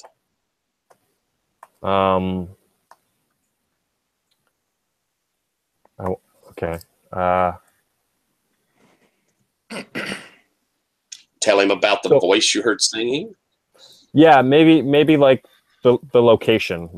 Like he didn't mean to. But as this exchange was going on, he kind of like described, you know, like this voice that he heard when they were down there one time. Was not his intent, but it kind of like slipped out in the whole back and forth. All right, so Eris, you're hearing this woman's voice. Well, maybe in the morning we'll go and take a look. Jedman, thank you. Good evening, Aaron. I think that's a close of a scene, unless anybody has anything else they're wanting to do out of that. Quick check on your keys. Just hit them. We don't have to go down them. Just tell me if either one of you felt like you hit a key on that interaction. Dark Legacy? I think so too. I absolutely think you're going down the path. Jedman, do you feel like you hit one of yours? Because I can kind of see. Yeah, I one. tried to lead him away from the dark legacy. Yeah. So new path. So I think you hit that one. All right. Any others? If you do, so 2 each of you got 1. And I think we'll hit Bastion real quick. You were wanting to go check out that desk. Are you going alone? Yeah. Well, we were already in the study, I believe, when we were having our meetings. So basically, I imagine that Bastion does not sleep. So once everyone ventures off to their rest, Bastion will begin scanning the room, looking over documents, starting with. So you're wanting to wait though till everybody's gone. Yeah, and I figured everybody has gone by that point. So that's fine.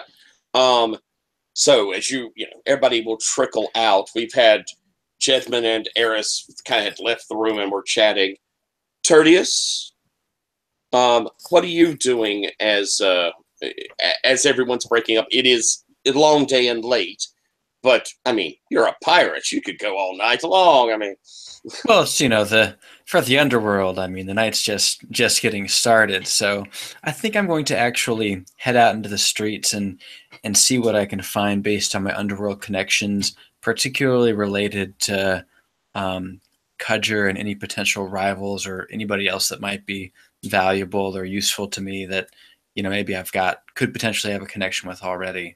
Okay. So I think we're going to have this idea then of you. Why don't you go ahead and set up a scene in your head, start building up an idea of how you're going out. I'm guessing you're hitting the bars and hitting the, all the little spots to get leads. Probably some of the drug scenes as well. But I think that there's also like a chance that I just have connections with a few people already. I mean, kind of one of my initial questions would be, and this could be based on a dice roll, but who I know that's already here that would be like a useful ally potentially.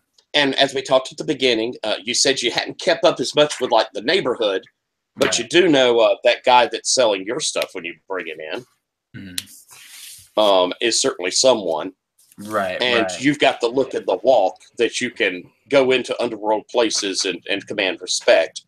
Right. So you're going down to search out and see what's going on with the underworld. In particular, this Kudger kind of guy, get a little knowledge. Yeah. All right. I'm going to run that in parallel then. So think of your scene as in parallel. We're going to have Bastion.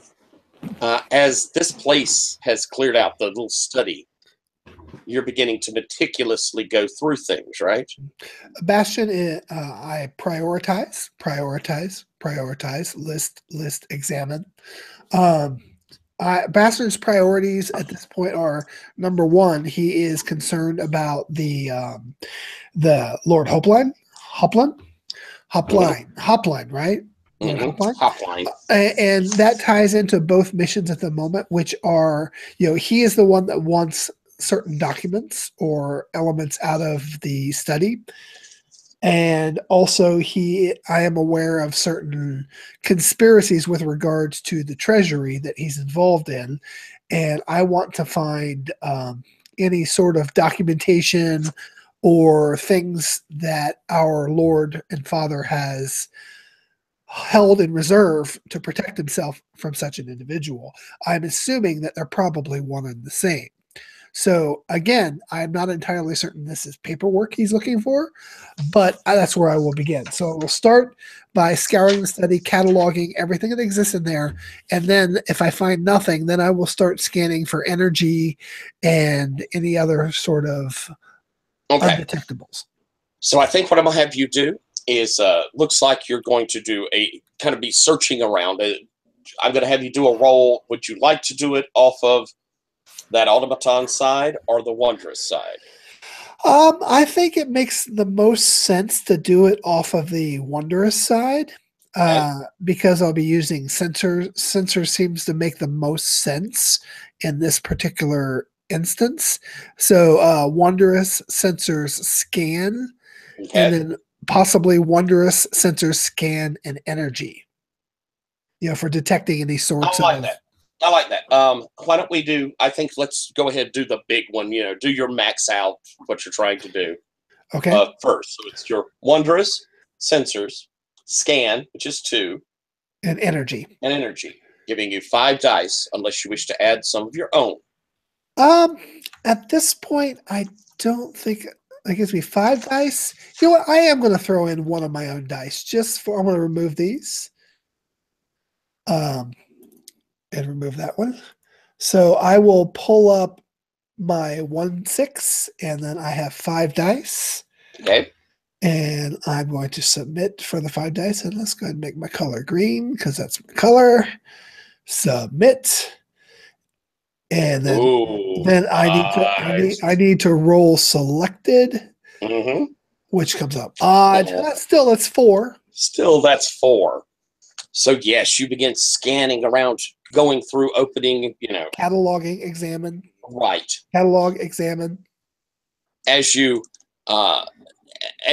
reach a point in the bookshelf, you find that this is a false facing of books.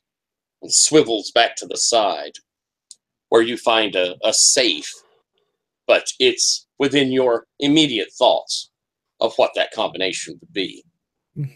As it pops open, inside you see there are papers. You look down and see that it is deeds to places that aren't worth much. I mean, you're scanning through, you're cataloging what this is.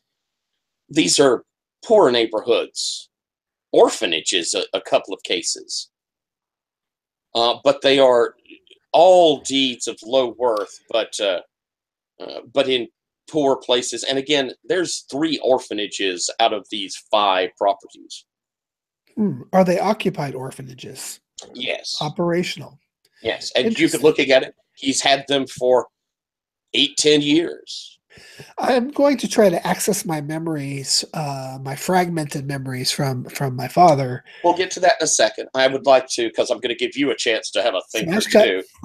But first, I want you to see what else is in there, because there is a book. And we're going to roll on the Curiosities Abound chart for this. Okay. So you'll be rolling 4 dice in order. So you can just roll 4 dice and we'll go left to right. So 4d6? Correct. 1, 1, 4, 6. Ooh, all right.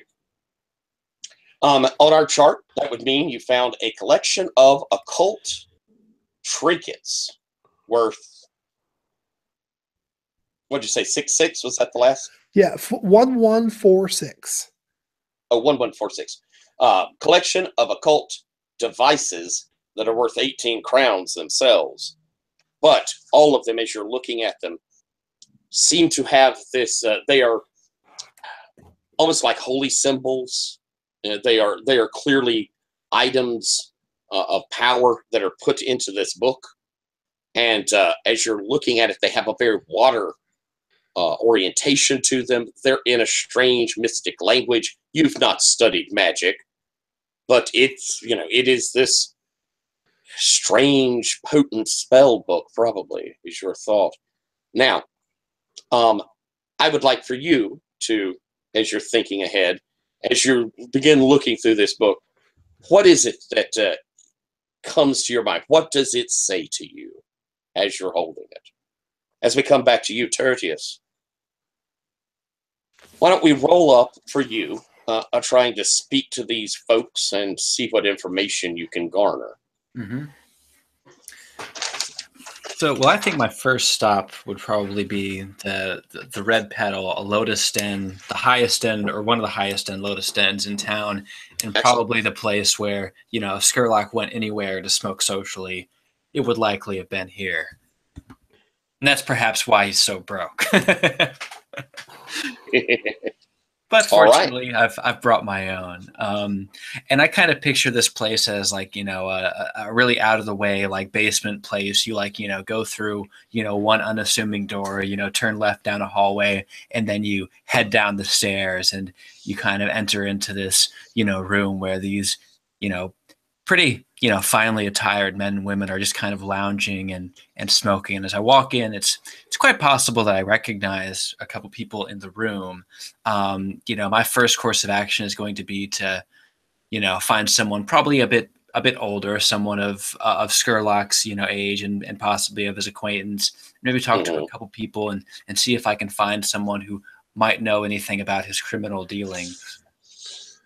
All right, so you're circulating amongst, again, this well-to-do crowd. You are, I'm guessing, dressed well. Yeah, I would say so. I've got at least one decent outfit on me, perhaps. I mean, we haven't established this, but perhaps raided from Lord Scurlock's closet. And, you probably have that sort of rakish good looks. I mean, you're a dashing guy. I was always the better-looking son. You take after your mother. So, all right. So you're circulating amongst these folks. I suppose we'll build up a pool here real quick to see what you can manage to garner. Mm-hmm. Are we thinking the Sky Pirate side? Well, I was angling more towards the outcast / traveler with some of the items on there, if that makes sense to you. Mm-hmm. Because that seems a little bit more pointed towards where I'm going, because that would get connections, underworld, possibly languages as well. I don't know if we can do a hard commit on that one, but with drugs and probably contraband as well. Yeah, I think you're right. So it'd be 1, 2 more for outcast, traveler. Yep, 2 for that. Underworld and contraband drugs. Looks like you're looking at 7. All right, I don't feel the need to add to that, although it is tempting. I guess what if I get?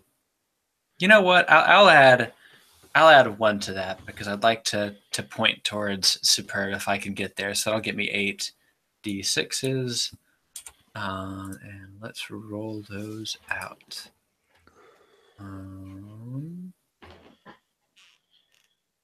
There we go. So 1, 2, 3. Only 3. Only 3 evens, but that's enough. 4. Oh, 1, 2. Sorry, I forgot to remove my green. Oh, I'm sorry. You're all purple. I'm so sorry. Yep. I see 2. I get 3 at least. I had a 2, a 6, and 2. Okay. Yep. There we are. Good show. So 3. Go? So you're getting a good result. Not a great result, but a good result. As you're circulating amongst these kind of higher end folks, and I thought I had a 4 what you're hearing. As well. I thought I saw that to begin with, but I guess not. They ended up being mixed with the greens, and so right. I couldn't see. Yeah, I'm so sorry. That's all right. What you think? Was it 3 or 4? I don't. Unless somebody thinks they re-rolled it. I mean, what we got on the board is 2, it's fine. It's a good result. All right. These are, yeah. And I will hold on to, because of that pool, I've got 6 left in my pool, so I'll hold on to 6 of those dice for now. Okay. So you got a result of 3. As you're talking to these more wealthy people, they don't seem to know much about his dealings in the underworld sort of feel. But they do know, they don't know what he's been up to, but they do know he's dealt with Cudger. They'll give you this idea of that he was willing to talk with someone as dangerous and low, this street thug with his territories. That's kind of what they'll give you. Their little bits of information is that while they, of course, never dirtied their hands with this sort of thing, Lord Scurlock dealt with very difficult people, young man. Are you letting him know you're his son? Oh yeah, I mean, I hint that out, and I guess like before I actually start talking to somebody, I'll probably light us up a pipe together to get that information. One of these old codgers, I'll say, first things first. Let's do what we came here for, and pack up the pipe and pass it back and forth. As the purplish smoke of the Black Lotus floats around you, it's kind of incensey smell. He says, I tell you, you seem like a much nicer young man than your father. He never gave a puff to anybody. Well, I've always been, very generous with my friends. I hope you'll do better than your father. He grew hard these last few years. Do you have any idea what caused him to turn that way? I would say it was a woman. It's always a woman, isn't it? It often is, yes. Any idea who, though, or just, that's just, what you imagine? I heard him. I would hear him, We all occasionally would talk a bit much when we smoked the flower. He would say a woman's name, actually 2 of them. Satara, or Satara, and that was it. And another name. He would say she was so pretty. There's a name that you might prompt him with there. I will, yeah. I'll bring up the name, but I'll go, was it Annika perhaps? That was it. He said she was so beautiful. He missed her so. Whatever happened, did you know of any Annikas around the town? Around the city? Well, the only one that I knew was she was so very lovely. There were rumors that she and Lord Scurlock had been close. However, she left the city ages ago. How old are you, Aris? How old am I? I'm picturing him as being... Not you, Tertius. How old are you, Aris? I was kind of imagining probably past, like maybe 50? Okay. Maybe a little younger, 45 to 50? I like that 50th age. That's good. Yeah. So this man goes, she left the city 50 years ago, probably, maybe more. At least no one's ever seen her since. And no one has any idea, I imagine, where she went or what she might have done from there. Well, no one that can remember. It's a long time, young man, and well, I don't remember like I used to. Mind if I take another puff there, young man? And I'll take a quick puff myself and then pass it back to him. Go, sure. Well, I think a man breaks his heart, but these last few years he's gotten so much harder, hardly able to get any sort of friendship from him. He muttered to himself. Was in bad health though. He was an old man. If he had woman after woman all these years, including including Annika, doesn't make sense that all of a sudden that a woman would drive him that way. I mean, I don't know who this Satara is, but of many women he's had in his life. Not the way he would say it. In a vapor dream, it was as though he adored her above all things. It touched me. I could see the love of it. It floated around, young man. Floated around. As he sort of passes out. Okay. Bastion. Yes. You had investigated this stuff and found this book. Yes. So as you leaf through it. As I leaf through it, were there to be anyone in the room to see the glass dome that encloses my brain, which is a glowing purplish ectoplasm or electroplasm, suddenly fades a brilliant red with like yellow lightning bolts. My eye socket fades and I see visions.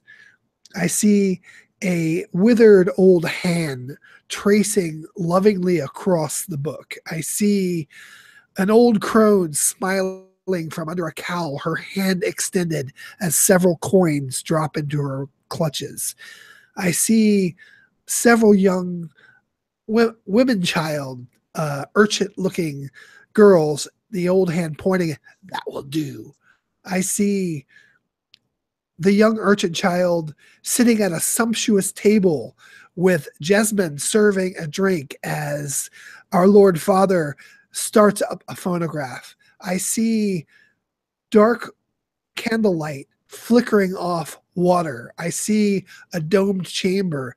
I see the girl struggling, half submerged in the pool, floating on her back, her hair willowing out, scared but confused. I hear a song, a sweet sound. I see the girl's face morph from being terrified to calm to ecstasy. And as her eyes roll back in her head, the face rapidly changes from one face to another face to another face to another face. And then I black out. Oh, gosh, that is so good. Bravo, buddy. That's phenomenal. So that will cut this parallel scene.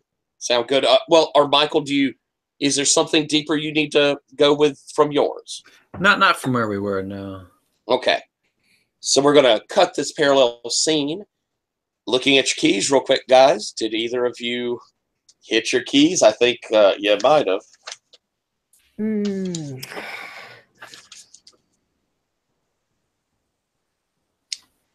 I mean, I would say the Dark Legacy. I, went to his favorite Lotus Den and found out about, at least got the first inklings of Satara while trying to find out about his criminal dealings.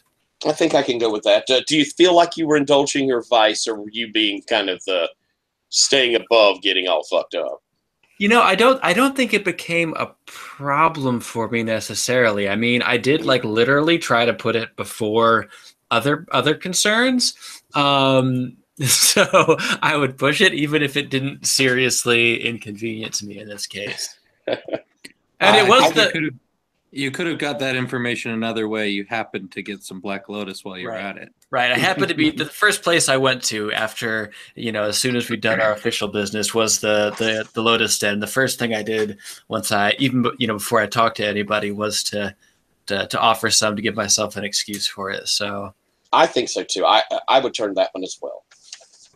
All right, Bastion, did you feel like you popped one? As much as I would love to claim Dark Legacy, I feel like I have revealed footsteps to be followed, but I have, as of yet, not followed them. Okay.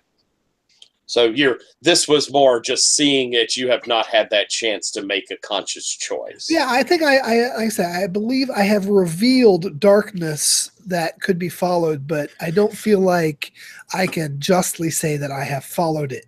But okay. Give me another scene, and I think I'll make that happen. All right. So outside of the house, Tertius, you're still at the parties. The study, we see the form of Bastion just like a tree in the woods collapse over. Up in your room, Eris, you've probably prepared yourself for sleep. As you start to drift off, you dream of this beautiful woman. She has long, platinum white hair, and she's faintly bluish. She's so pale, she's almost blue. She's wearing this daphnis blue wrap. Her eyes glow like sapphires. She goes, Eris, I've been waiting for you for so very long.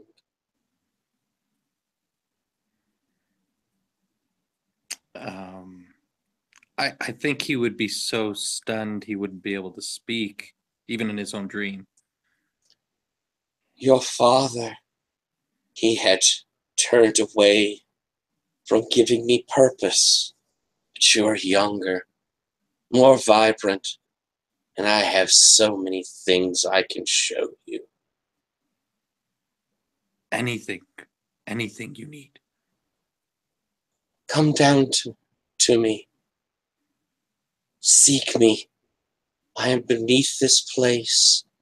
The servant can take you. He has the key.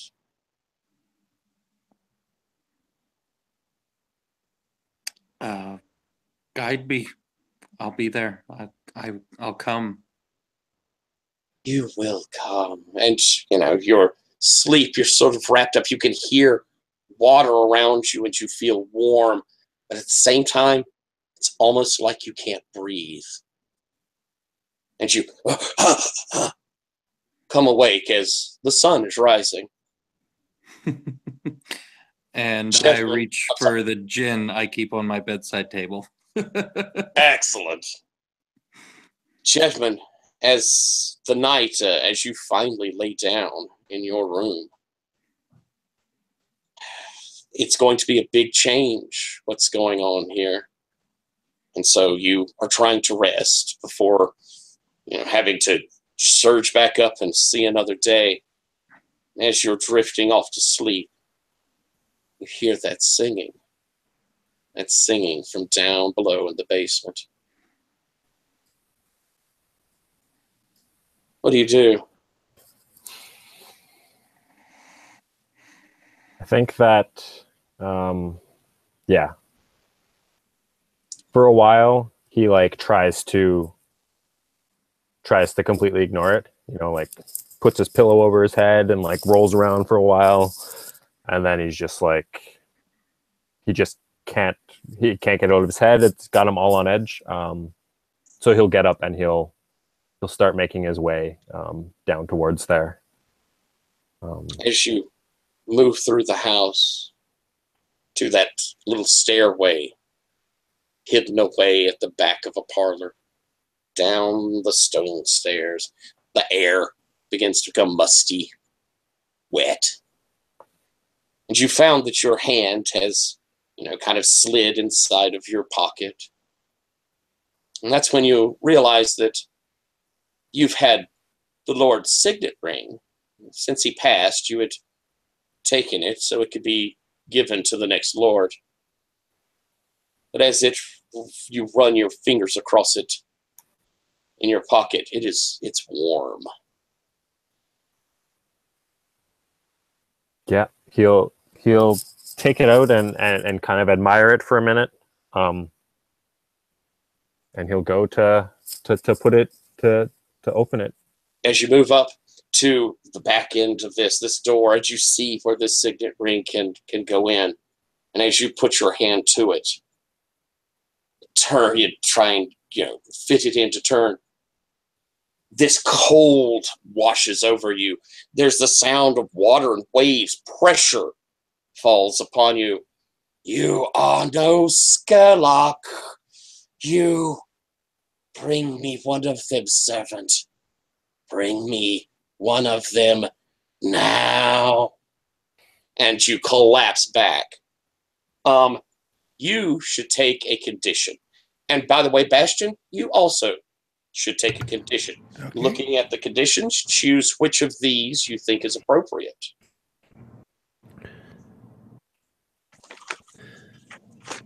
I think what's appropriate for me is misfiring.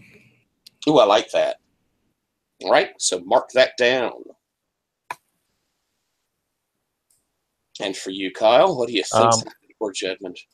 Yeah, I think Jedmund is shaken, can't stop jittering. He's shooken to his core. As you've fallen back, and do you stay there? Do you say anything? Do you run?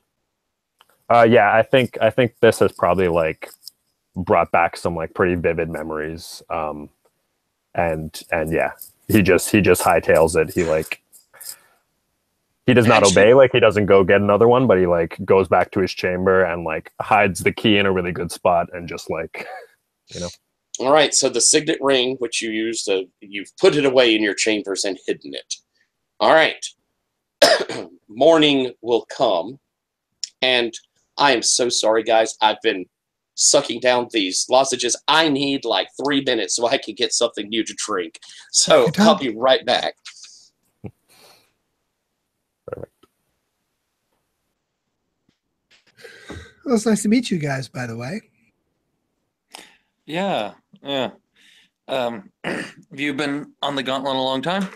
I've been kind of a lurker in the community for quite a while. This is my second game to participate with, and the first one was also run by Tyler. So, yeah, this is my second go at participation. Cool. Cool. What games you guys usually play? Honestly, I'm just barely getting into role playing. I came from war games and strategy games. I've played a little bit of Pathfinder, but just one too many things to keep track of, you know? I know the feeling. I started with AD&D back when it was AD&D. There was no editions or anything like that. And, I did not play role-playing games for a lot of years, and then recently started playing Dungeon World, and that's how I found the Gauntlet. And now I run a Monster of the Week game here at my house every couple of weeks, and I don't know, it's a lot of fun. Love Monster of the Week. Me too. Such a good game. All right. So we're going to start with our new day. And I want to go ahead and give an idea of our time. We've got about 40 minutes. I was figuring maybe we could do maybe one, maybe two more scenes. Probably we should be able to pull in 2 more scenes. And then maybe have at the end of it like 10 minutes where we're going to do our story building for next time. We're going to talk about what we want to see in the next one, where we want to explore. So I'd say let's start with Tertius coming back in from his night out. What time did you get back in, or is it dawn before you arrive? I would say that I would get back probably around like just a couple hours before dawn, so maybe like 4 a.m. Alrighty, and the house, it's enormous, and it's everything echoes in it. There's no staff left but Jedman. So as you come in, it's not like anyone would challenge you or notice you, but the house is just so creepy.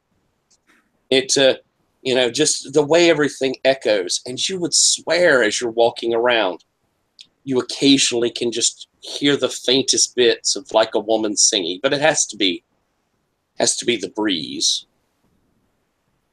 As the sun rises on a new day at Scurlock Manor.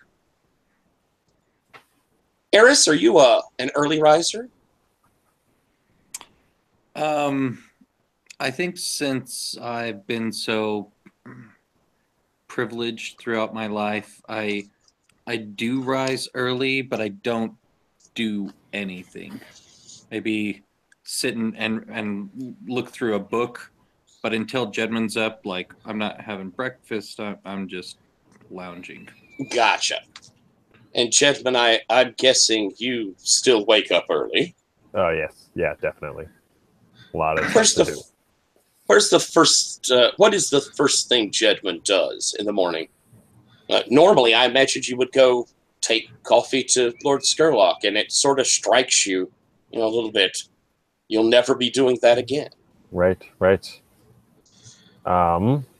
Yeah, I think he's like thrown off a little bit with all these new people in the house, and he's a little lost for what he should do. But he probably finds himself in the kitchen and starts preparing breakfast for folks and I think when you come in there, I might already be making some coffee for myself. I don't know if I've spotted Eris yet, but I've kind of been wanting to talk to you actually about some of Scurlock's criminal dealings, and I figure the best way to catch you would be to stay up a couple more hours until you're awake. So I think I'm in there making coffee when you get in. Excellent. Right. All right. Wearing some of Lord Scurlock's finest clothes. You're up early. Up early, up late. What difference? I don't normally get a whole lot of sleep at night. I'll catch naps here and there. I got a nice little nap last night, and feeling very refreshed. Do you want any coffee? Yes. Thank you. I'll pour a little bit more on there and hand that to you. So, Jedmund, you probably knew my father better than anybody. I mean, you were here with him every day. Yeah, I've been like a shadow for years. Do you know anything about this Cudger fellow? One of his goons approached me at the funeral asking for protection money. It sounded a little bit fishy to me. Yeah. Cudger. One of those guys, you know. I've only seen him face to face a couple times, but you know, not the kind of guy that leaves you feeling at ease, I guess. Do you think that's do you think that what was his name? Do you think that Edlund? I think my character always typically refers to Lord Scurlock by his first name. Do you think that Edlund may have had any kind of business with him, or what do you know about their dealings? Well, I took care of most of the money going in and out. You know, Mr. Scurlock couldn't bother himself with those things most of the time. And yeah, there was a while where there seemed to be, some sort of dealings going on. I didn't know the contents, but I had to pass money off to some of Cudger's men from time to time. And I will say, I do think you're aware that Cudger is a boss of a big street gang that you guys are in the territory of. So you are aware of that. Okay, right. Yeah, right. I mean, probably, protection money, right? So And there was a while when Scurlock was passing him money, but as of late, as with most of Scurlock's dealings, we kept coming up with excuses. I had to be in a couple pretty uncomfortable meetings when Scurlock sent me on his behalf. Oh, so he sent you on his behalf. So you know where I could find this Cudger then? Yeah, I mean, I know the part of town and the building where he usually is. I wouldn't actually meet with Cudger, but I assume he wasn't far. I was meeting one of his hirelings, I guess. Yeah, I don't want to talk to a hireling. I want to talk to Cudger. Yeah. But the building would be a good lead. Could you give me like the intersection, describe it to me, tell me, where it is, and I'll see if I can't resolve this little debt for us. Yeah. So it's like a pretty unassuming building, If you didn't know that he was there, it would kind of just blend in with all the others. Right, I'm sure. So you give him the location of it. Yeah.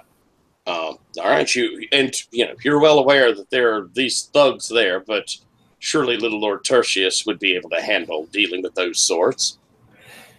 Yeah, I feel like he's they look right up your alley if as long as you don't take offense to that. All right. No offense taken. I'm going to cut real quick to Eris. You're beginning to realize that they're not going to bring you coffee and your morning biscuits, and you can smell coffee downstairs, but I have to walk down the stairs for it, huh? I guess I'll kind of I don't want to say storm, but I'll make some noise to let them know that I've entered the room.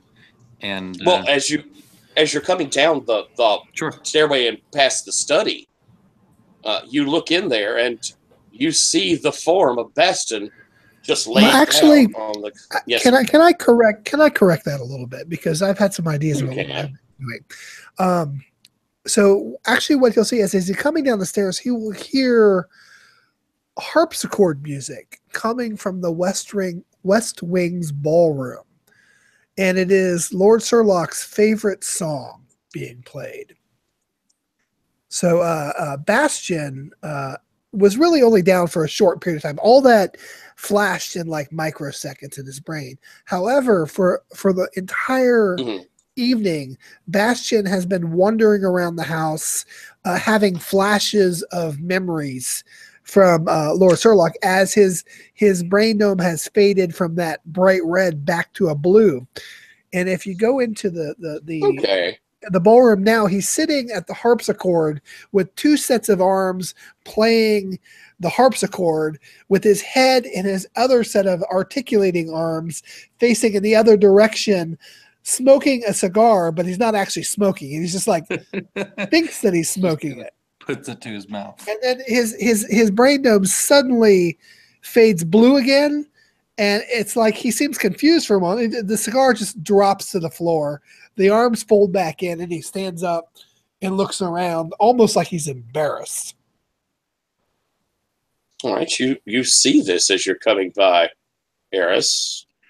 I'll poke my head in and I'll say, "Stop that damn song. Heard it 1,000 times." And then I think he'll just kind of like heel toe and start to walk away. Brother, a word, please. Yes. What is it? I have encountered some materials of which your expertise, I believe, would shed some valuable light. And I would like to share this with you at this point, but would prefer to keep it between the two of us for the time being. And I will divulge the book that I found, the Grimoire, so to speak. I'll lock the door as I approach him and look at the book. Will I need to roll to decipher? You don't need to roll to immediately feel its power. Okay. As you touch it, these relic-y bits that have been put into it all have this throb of energy. The book also just seems to... There is so much magic that has been tied into it. But more than anything else, you can feel yourself a part of it. Something in you connects to what's in that book. And as you look at it, you find yourself saying, "Satara." As echoed in your mind, you hear a woman's voice, "Satara." Yeah, so I kind of go into a trance for a moment and I don't even realize I'm saying that out loud. Yeah.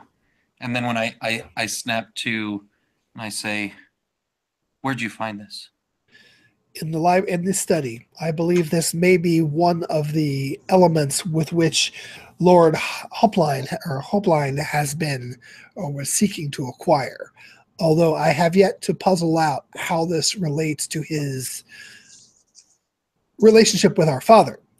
I do know that this is related to the missing women children, and that the women childs in themselves were not of interest to our father. They were a means to an end, a key to a door. Do we know if Hulpine has any kind of magical ability, or is that something that's undefined? How about I throw that to you? Is Magister Holpine known for having some sort of magics? Is that part of what he does? I don't. No, it's not part of his public. At least it's not anything public. I think, though, that perhaps this would make it interesting and challenging for us later. That the reason he is a judge is he can't be lied to. So that's the one trick he knows. Yeah, he's a one-trick pony. That's good. Okay, so then Tertius won't like that. All right, back to the scene. What makes you think that the judge has anything to do with this book? How would he know about it? This book may not be known to the judge. Other documents relating to deeds to land, nearly valueless lands across. And as I'm talking, it's almost like my voice takes on a timbre and character of our father. Less Right, I mean, robotic, just fades in for just a little while, then snaps out and fades back in, almost like my personality is shuddering to some extent. You even see some tremors go through my body.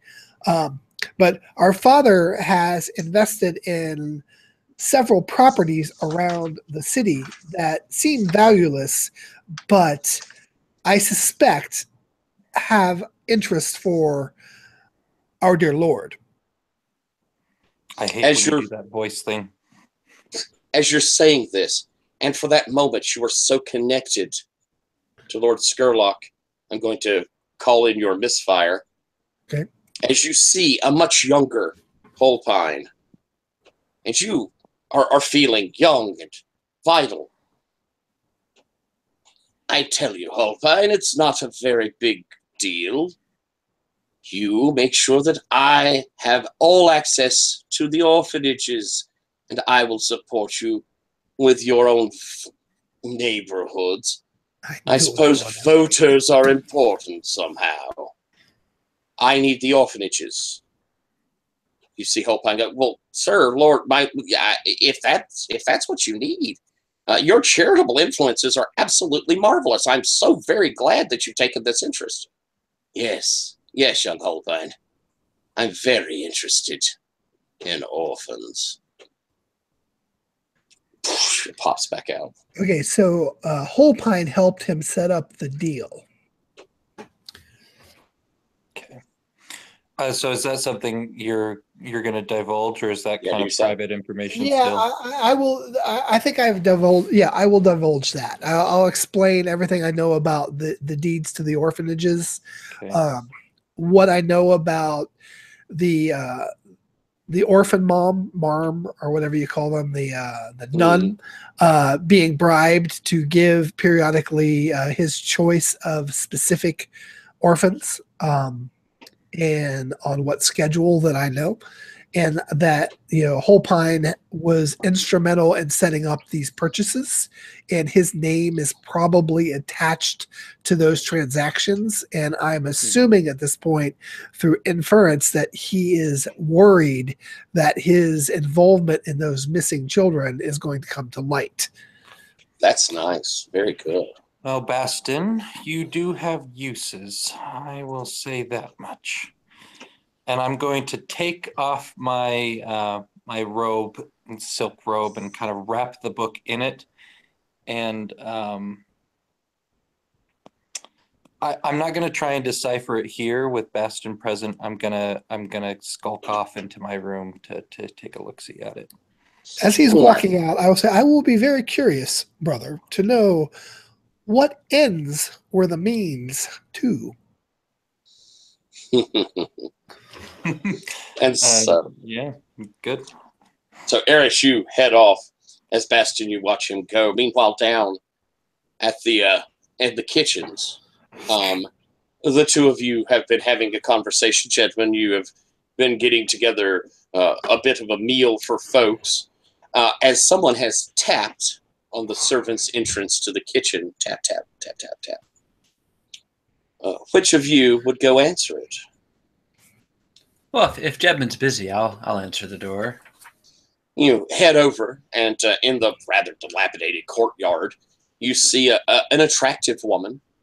You recognize her. She is Patrice Savoy. She is an artist who has painted a picture for your father. You had heard a bit about that. As she says, "Oh, sorry, Master Scurlock." Yes. Well, yeah, I suppose. Yes. So would you like to come in? Oh, well, that's very nice of you. I'm hoping just to pop by. There has been a little... I haven't received payment, you see, for a portrait your father had asked me to make. Well, I know in this time of difficulty, sometimes it's, a relief to not have to deal with old burdens. As she comes into the kitchen and, who is that coffee? I found another buyer, so I was just going to let you know that I'll be refunding all that your father's paid me thus far. Well, how much has he paid you? he's paid 10 boxings. God, I'm playing Mistborn. He's paid 10 crowns. And who's this other buyer who's so interested in a painting of the late Lord Scurlock? Well, I don't know if it's really right for me to say. Just another lord who was a great admirer of your father. You're, I believe, under contract to deliver this painting. I mean, how, I do think if you were to sell it to an outside buyer, I would at least like to know who. And of course, we would still consider buying the painting. I mean, that wouldn't necessarily be an issue. He's only been in the ground for a day. Well, I'll say it's Lord Wyeth has requested it, but you're already rather far behind on the payment, sir. Oh, how far behind could he be? I mean, he had damn little enough money already. He must have been putting it somewhere. Of course, if you wish to continue the contract, 2 crowns, and I will deliver it here instead of the Wyeths. But I thought it would. Perhaps you could use a refund, sir. I've heard that the estate is not what it once was. 2 crowns, I say, and I think that I may have, at least lifted a couple from that pile. 2 crowns, I say, this would be nothing, and Lord Wyeth, please extend him an invitation to come visit us, and behold, we would entertain an offer as well. But 2 crowns to deliver the painting, that's nothing. I mean, I think that if Lord Wyeth would like to purchase it, he can purchase it from ourselves. And in any case, we would be delighted to entertain him at the Scurlock Manor. Well, yes, that's quite a relief to me. I'm more than happy. I'll bring it by later this afternoon. Perfect. And she will. And yes, sir.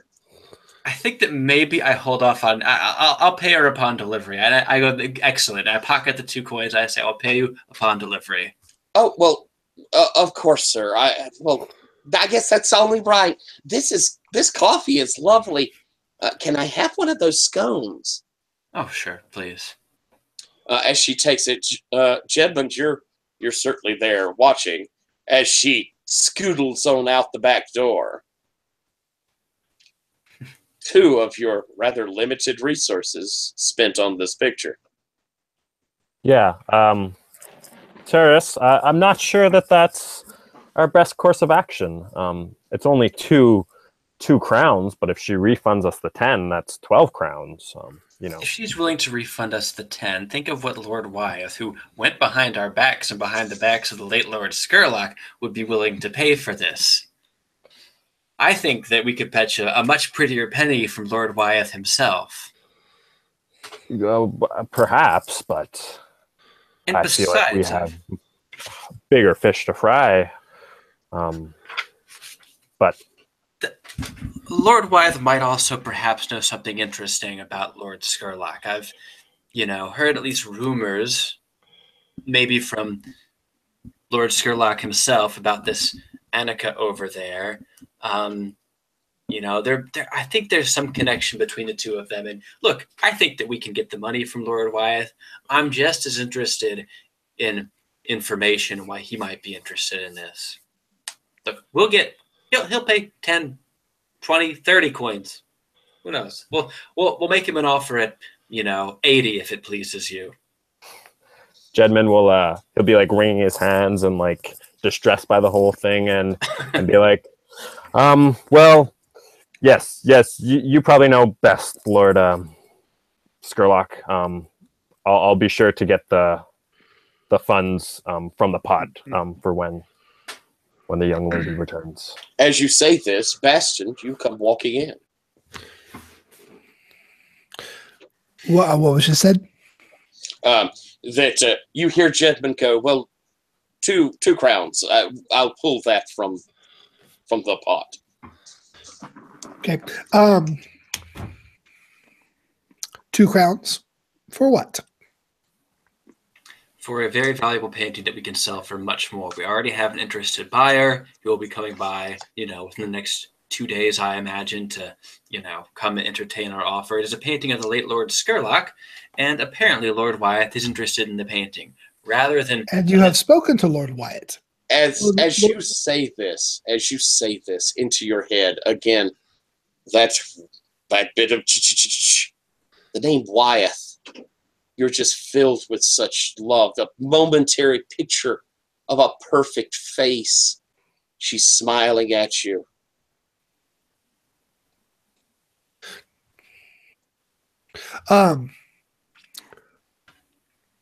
Interesting. I think that while this happens, I kind of squint a little bit, and I'm like, did that ring a bell? Did that ring a bell, Bastion? I cannot reckon. Well, I think that a reckoning is very much due, and when Lord Wyeth comes here, we shall have our reckoning. Perhaps we shall see. And so I'm going to cut to Eris as you have returned to your chambers. This book carefully written. What are you doing? Obviously locking the door. Wrapped, sorry, not written. So locking the door, he sits in the corner of his room away from the bed, and he opens to the first page, and kind of his face lights up, and almost like an orgasmic expression, just like so much excitement, and he just flips page after page after page. As you're reading through this, we can hear as you're looking at the writing, we hear a female voice translating it in your head. The Lord Scurlock commands the powers of Sitara, the Lady of the Water, and hers is the power infernal.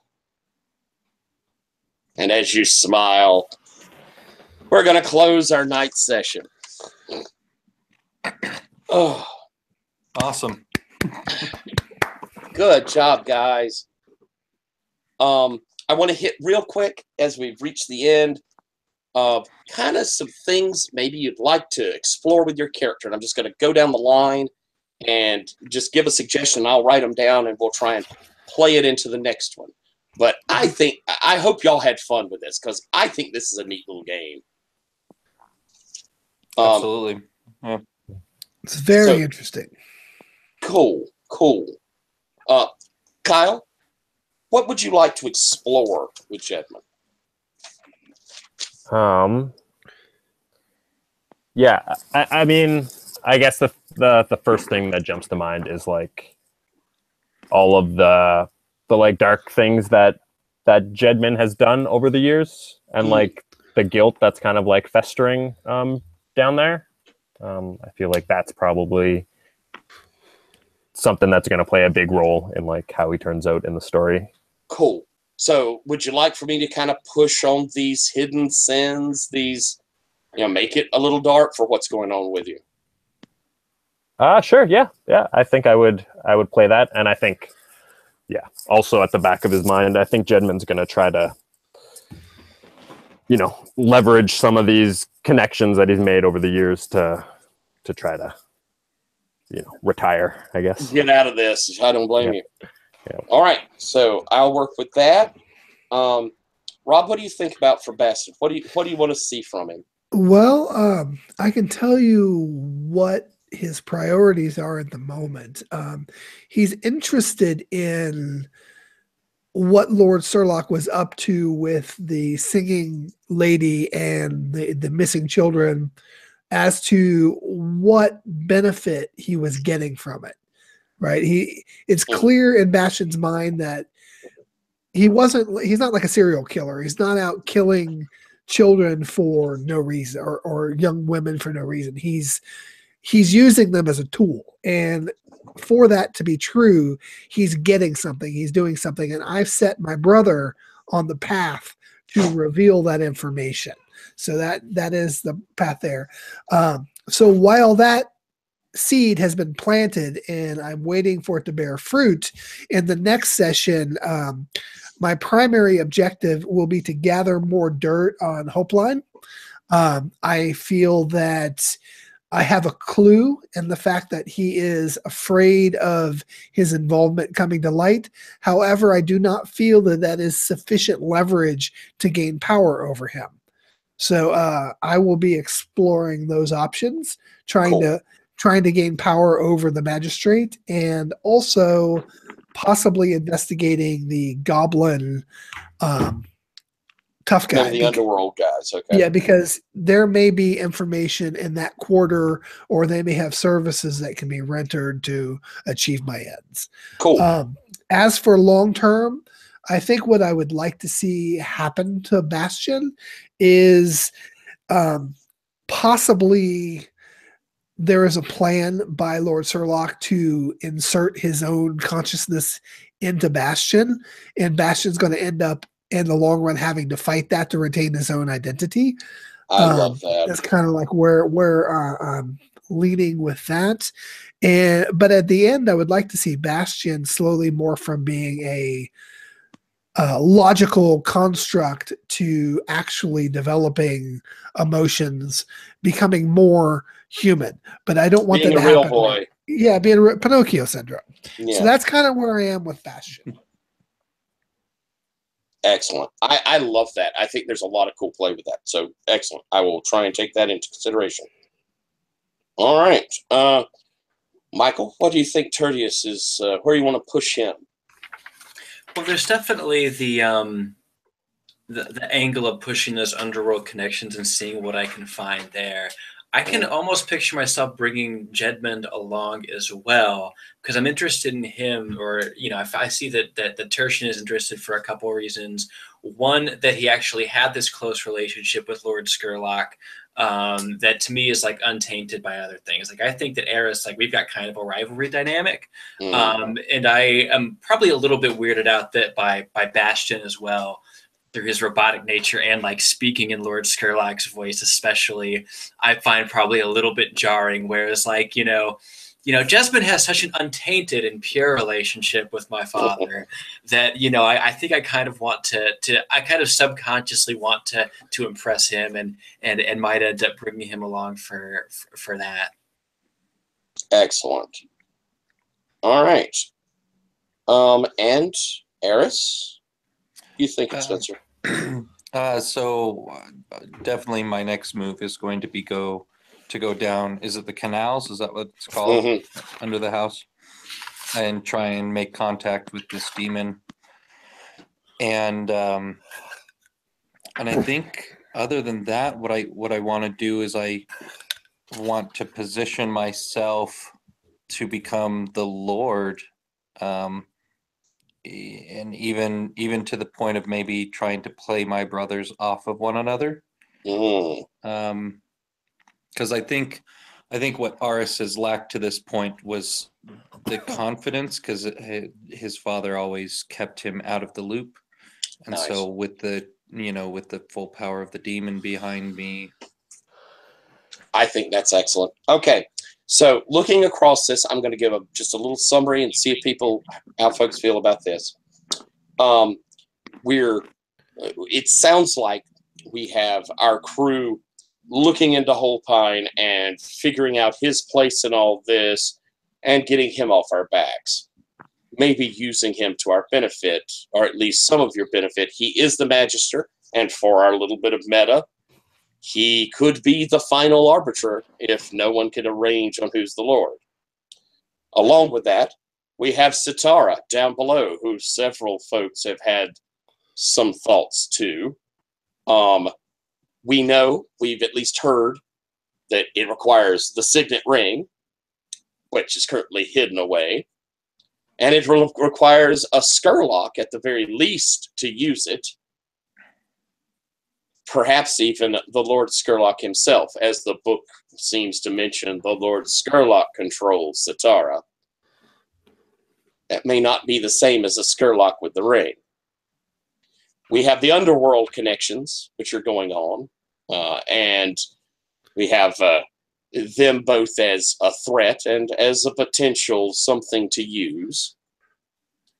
We have the Wyeths, which may be coming to visit over a painting, and at least Tertius has some knowledge that Annika Wyeth was very important to Lord Scurlock. And all around, I think we're hearing that Lord Scurlock was a pretty awful guy. Oh, awful is a point of perspective, And I like that perhaps Bastion is becoming to share that same perspective as Lord Scurlock more and more. All right, gang. We're going to hit our keys for that last scene. That was, I think, across the board, everybody doing something. So did any of you feel like you hit a key? I'll start with you, Kyle, in your scene there and with everything going on. Yeah. I feel like I kind of hit the Key of Servitude. Giving in to buying the painting, even though I thought it was a bad decision. But I agree. Any of the others? Do you think you saw? Do you think you saw something terrible going on and turned away? Yeah. Well, when the whole door thing was happening, that was definitely what was going through my head. Okay. Yeah. All right then. So there's two. I'm going to take if it makes sense, a point for involvement with the servitude one. I think so too. All right.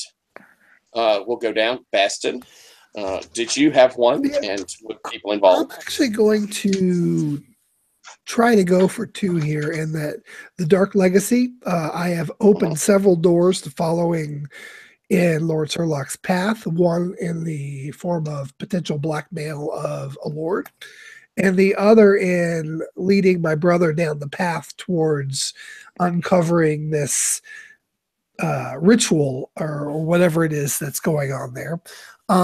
The other is the Key of Machine, where I have glitching out and I think having snippets of humanity interact with myself. While it did not necessarily hamper me, it gave some interesting color to my character. Right, and again, this is all for playing the story up. It doesn't have to completely be causing you a disability. Yeah. It's playing that story. So yeah, I agree, and I think that probably with that Dark Legacy, if you wish, you could give one to Eris. I will do so. Okay. Michael, how about Tertius? All right, and that last scene, which would have been hanging out with Jedmund, and then what's her name coming over with the painting. I don't think I'm following in his strange and dangerous. Well, I am asking Jedmund about that, but I don't know if I'm really following those right now. Defensive and suspicious nature. I feel like I should be playing that up a bit more, because so far I haven't done so. I need to start pushing that a bit. And I wasn't really indulging the vice either, so I don't think I had any of those in that last scene. Okay. And Spencer, Eris? I definitely hit the arcane knowledge. And even though that was kind of a separate scene from Bastion, I would think he would get a point because he passed it to me, right? I think so too. So if you wish to share one, I certainly think Bastion could have one of those. And then I'm diving down that rabbit hole too for the Dark Legacy. I agree. I don't think I quite hit the refinement on this last round. Not on this last one. All right. So anybody who is up to 5, got 4. You're able to to pick something up. I have a feeling that pretty early on we will start seeing some 5s hit in our next session. I think we have everybody, provided no emergencies, we're all together for all 4. Awesome. So I think that's really going to be cool if we can maintain it. And I've had a blast playing with y'all. I hope y'all had fun. I like this game. I haven't run it before, but I really like it. It's very interesting. I've not played the system before, but it's I like how it's put together. It's clever. That John Harper, he's a clever boy. Yeah. Yeah. All right, Yeah, gentlemen. Thank you so much. Yeah. I See you will guys. Thank you. end the broadcast real quick.